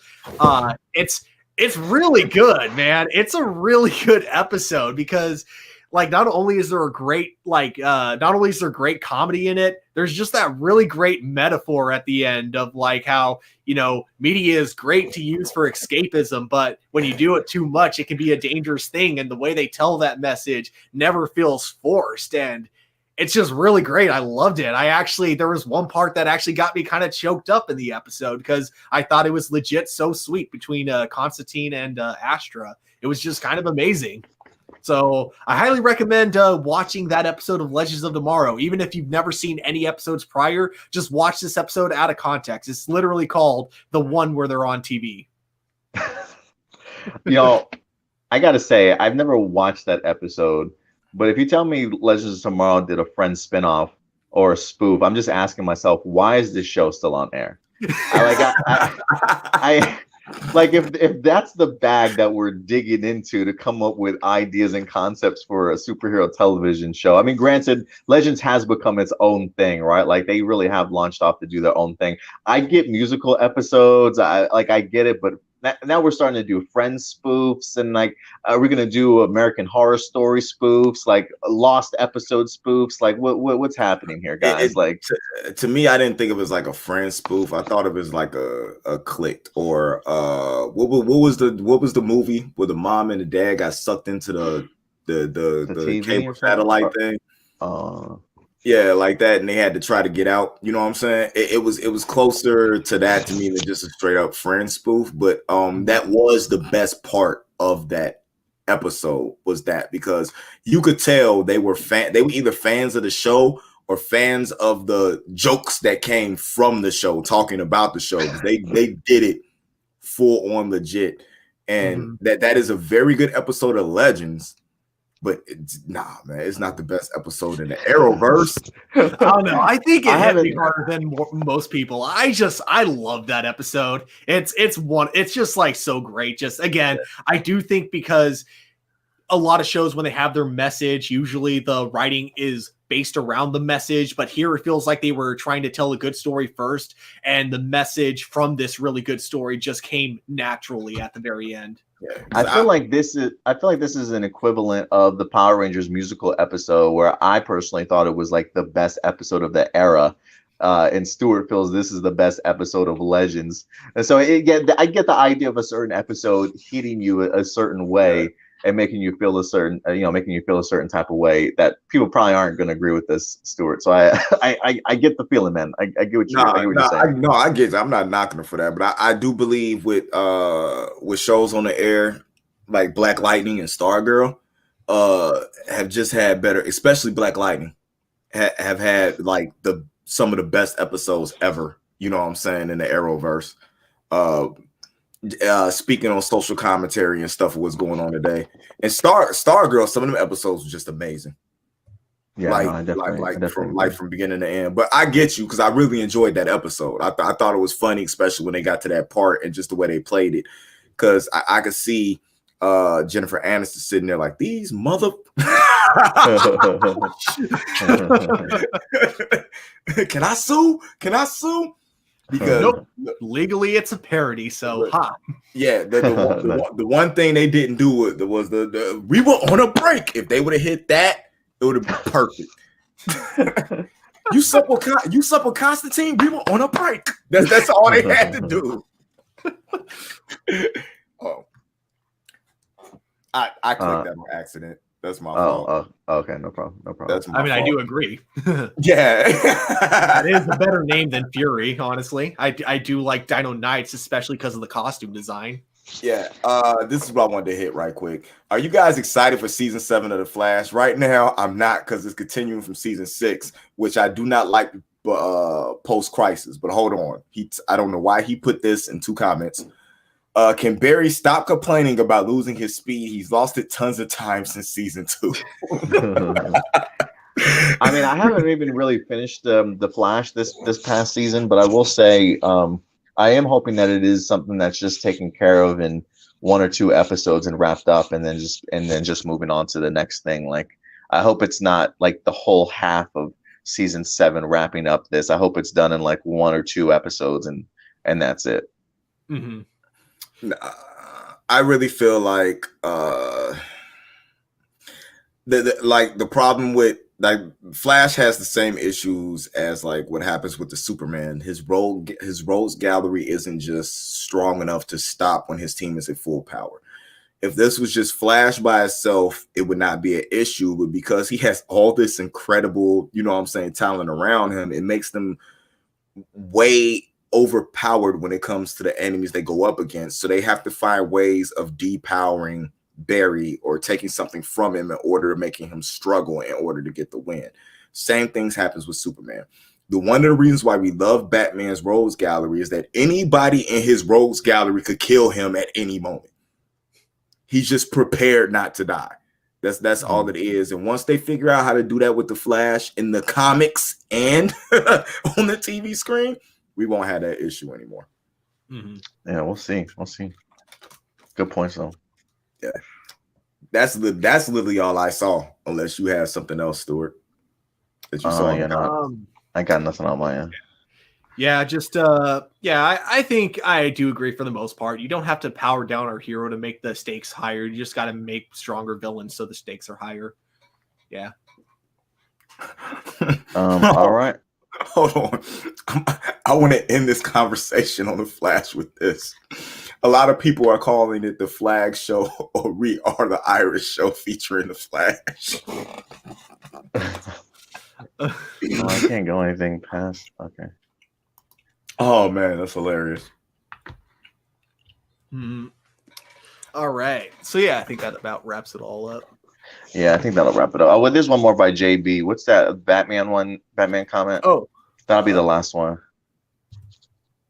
How many Batman movies will there be? I have a bad taste still from Batman versus Superman. I mean, as of right now, the only Batman movie that I'm aware of that they're making is the Robert Pattinson stuff. So hopefully there'll be a new taste in your mouth here rather soon. But yeah, Robert Pattinson is the only one that I'm aware of. We haven't heard anything else about another Batman film outside of just the cameo from the Flash movie. But outside of that, what's up, Andy? But as they stated, there could be multiple Batman movies on the screen at one time because they're playing with the multiverse stuff. So you can have different people. I mean, maybe Batman. In fact,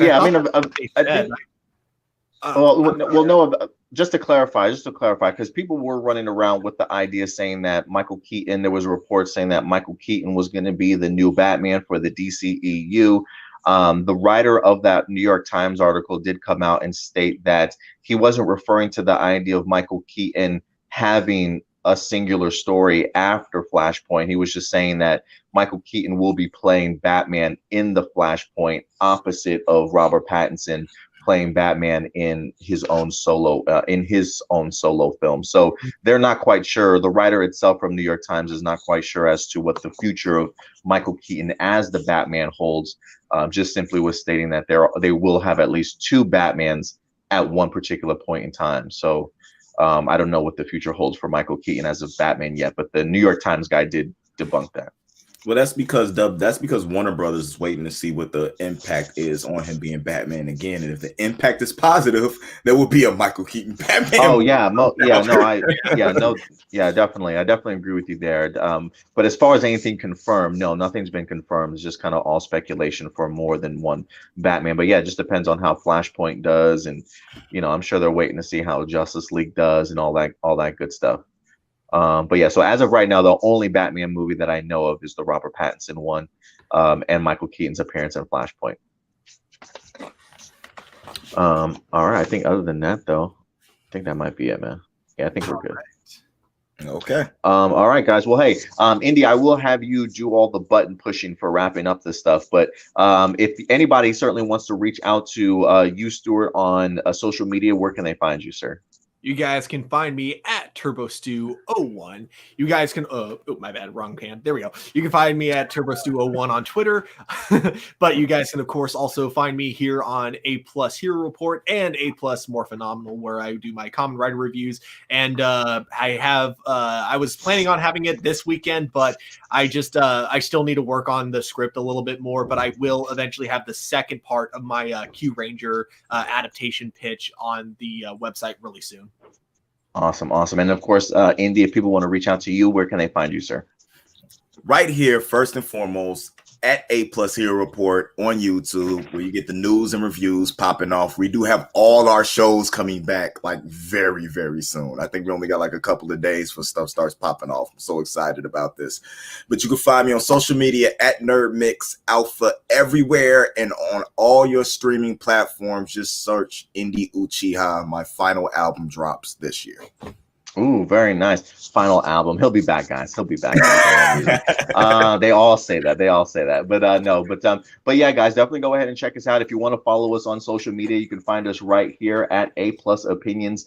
Very active over on our Facebook page, which is our main hub. Also very active over on Twitter as well. So check us out there. And if you want to follow us on Instagram, you can certainly go ahead and do that, and Twitch for you gamers as well. And yes, Indy's absolutely right. We do have a lot of our DC television shows that are in fact returning. Batwoman actually drops this upcoming Sunday. I think it's actually next Sunday here. So Indy will in fact be doing reviews for you guys for Batwoman. He's also going to be doing The Flash. I'll be doing Batwoman. Oh, excuse me. I'll be doing Black Lightning. Stuart's going to be doing Superman along with Legends of Tomorrow as well, guys. And I think we also have WandaVision that's set to go ahead and drop this upcoming Friday for you guys also. So a ton of our shows are returning. Definitely going to go ahead and keep us busy. But if you are looking for a home for all your reviews and all your news, this is definitely the place. So if you haven't subscribed, smash that subscribe button, ladies and gentlemen, along with that bell notification. So when we do drop brand new videos, you can certainly be notified. But other than that, fellas, that's going to do it for us here. So thank you very much for joining us here. We'll certainly see you guys next weekend live every Sunday at 11 a.m. Central Time, guys. So thank you very much. Until next time, do us a big favor, though. Take care of yourselves, take care of each other, and of course, keep it A+. We'll talk to you guys later. Bye.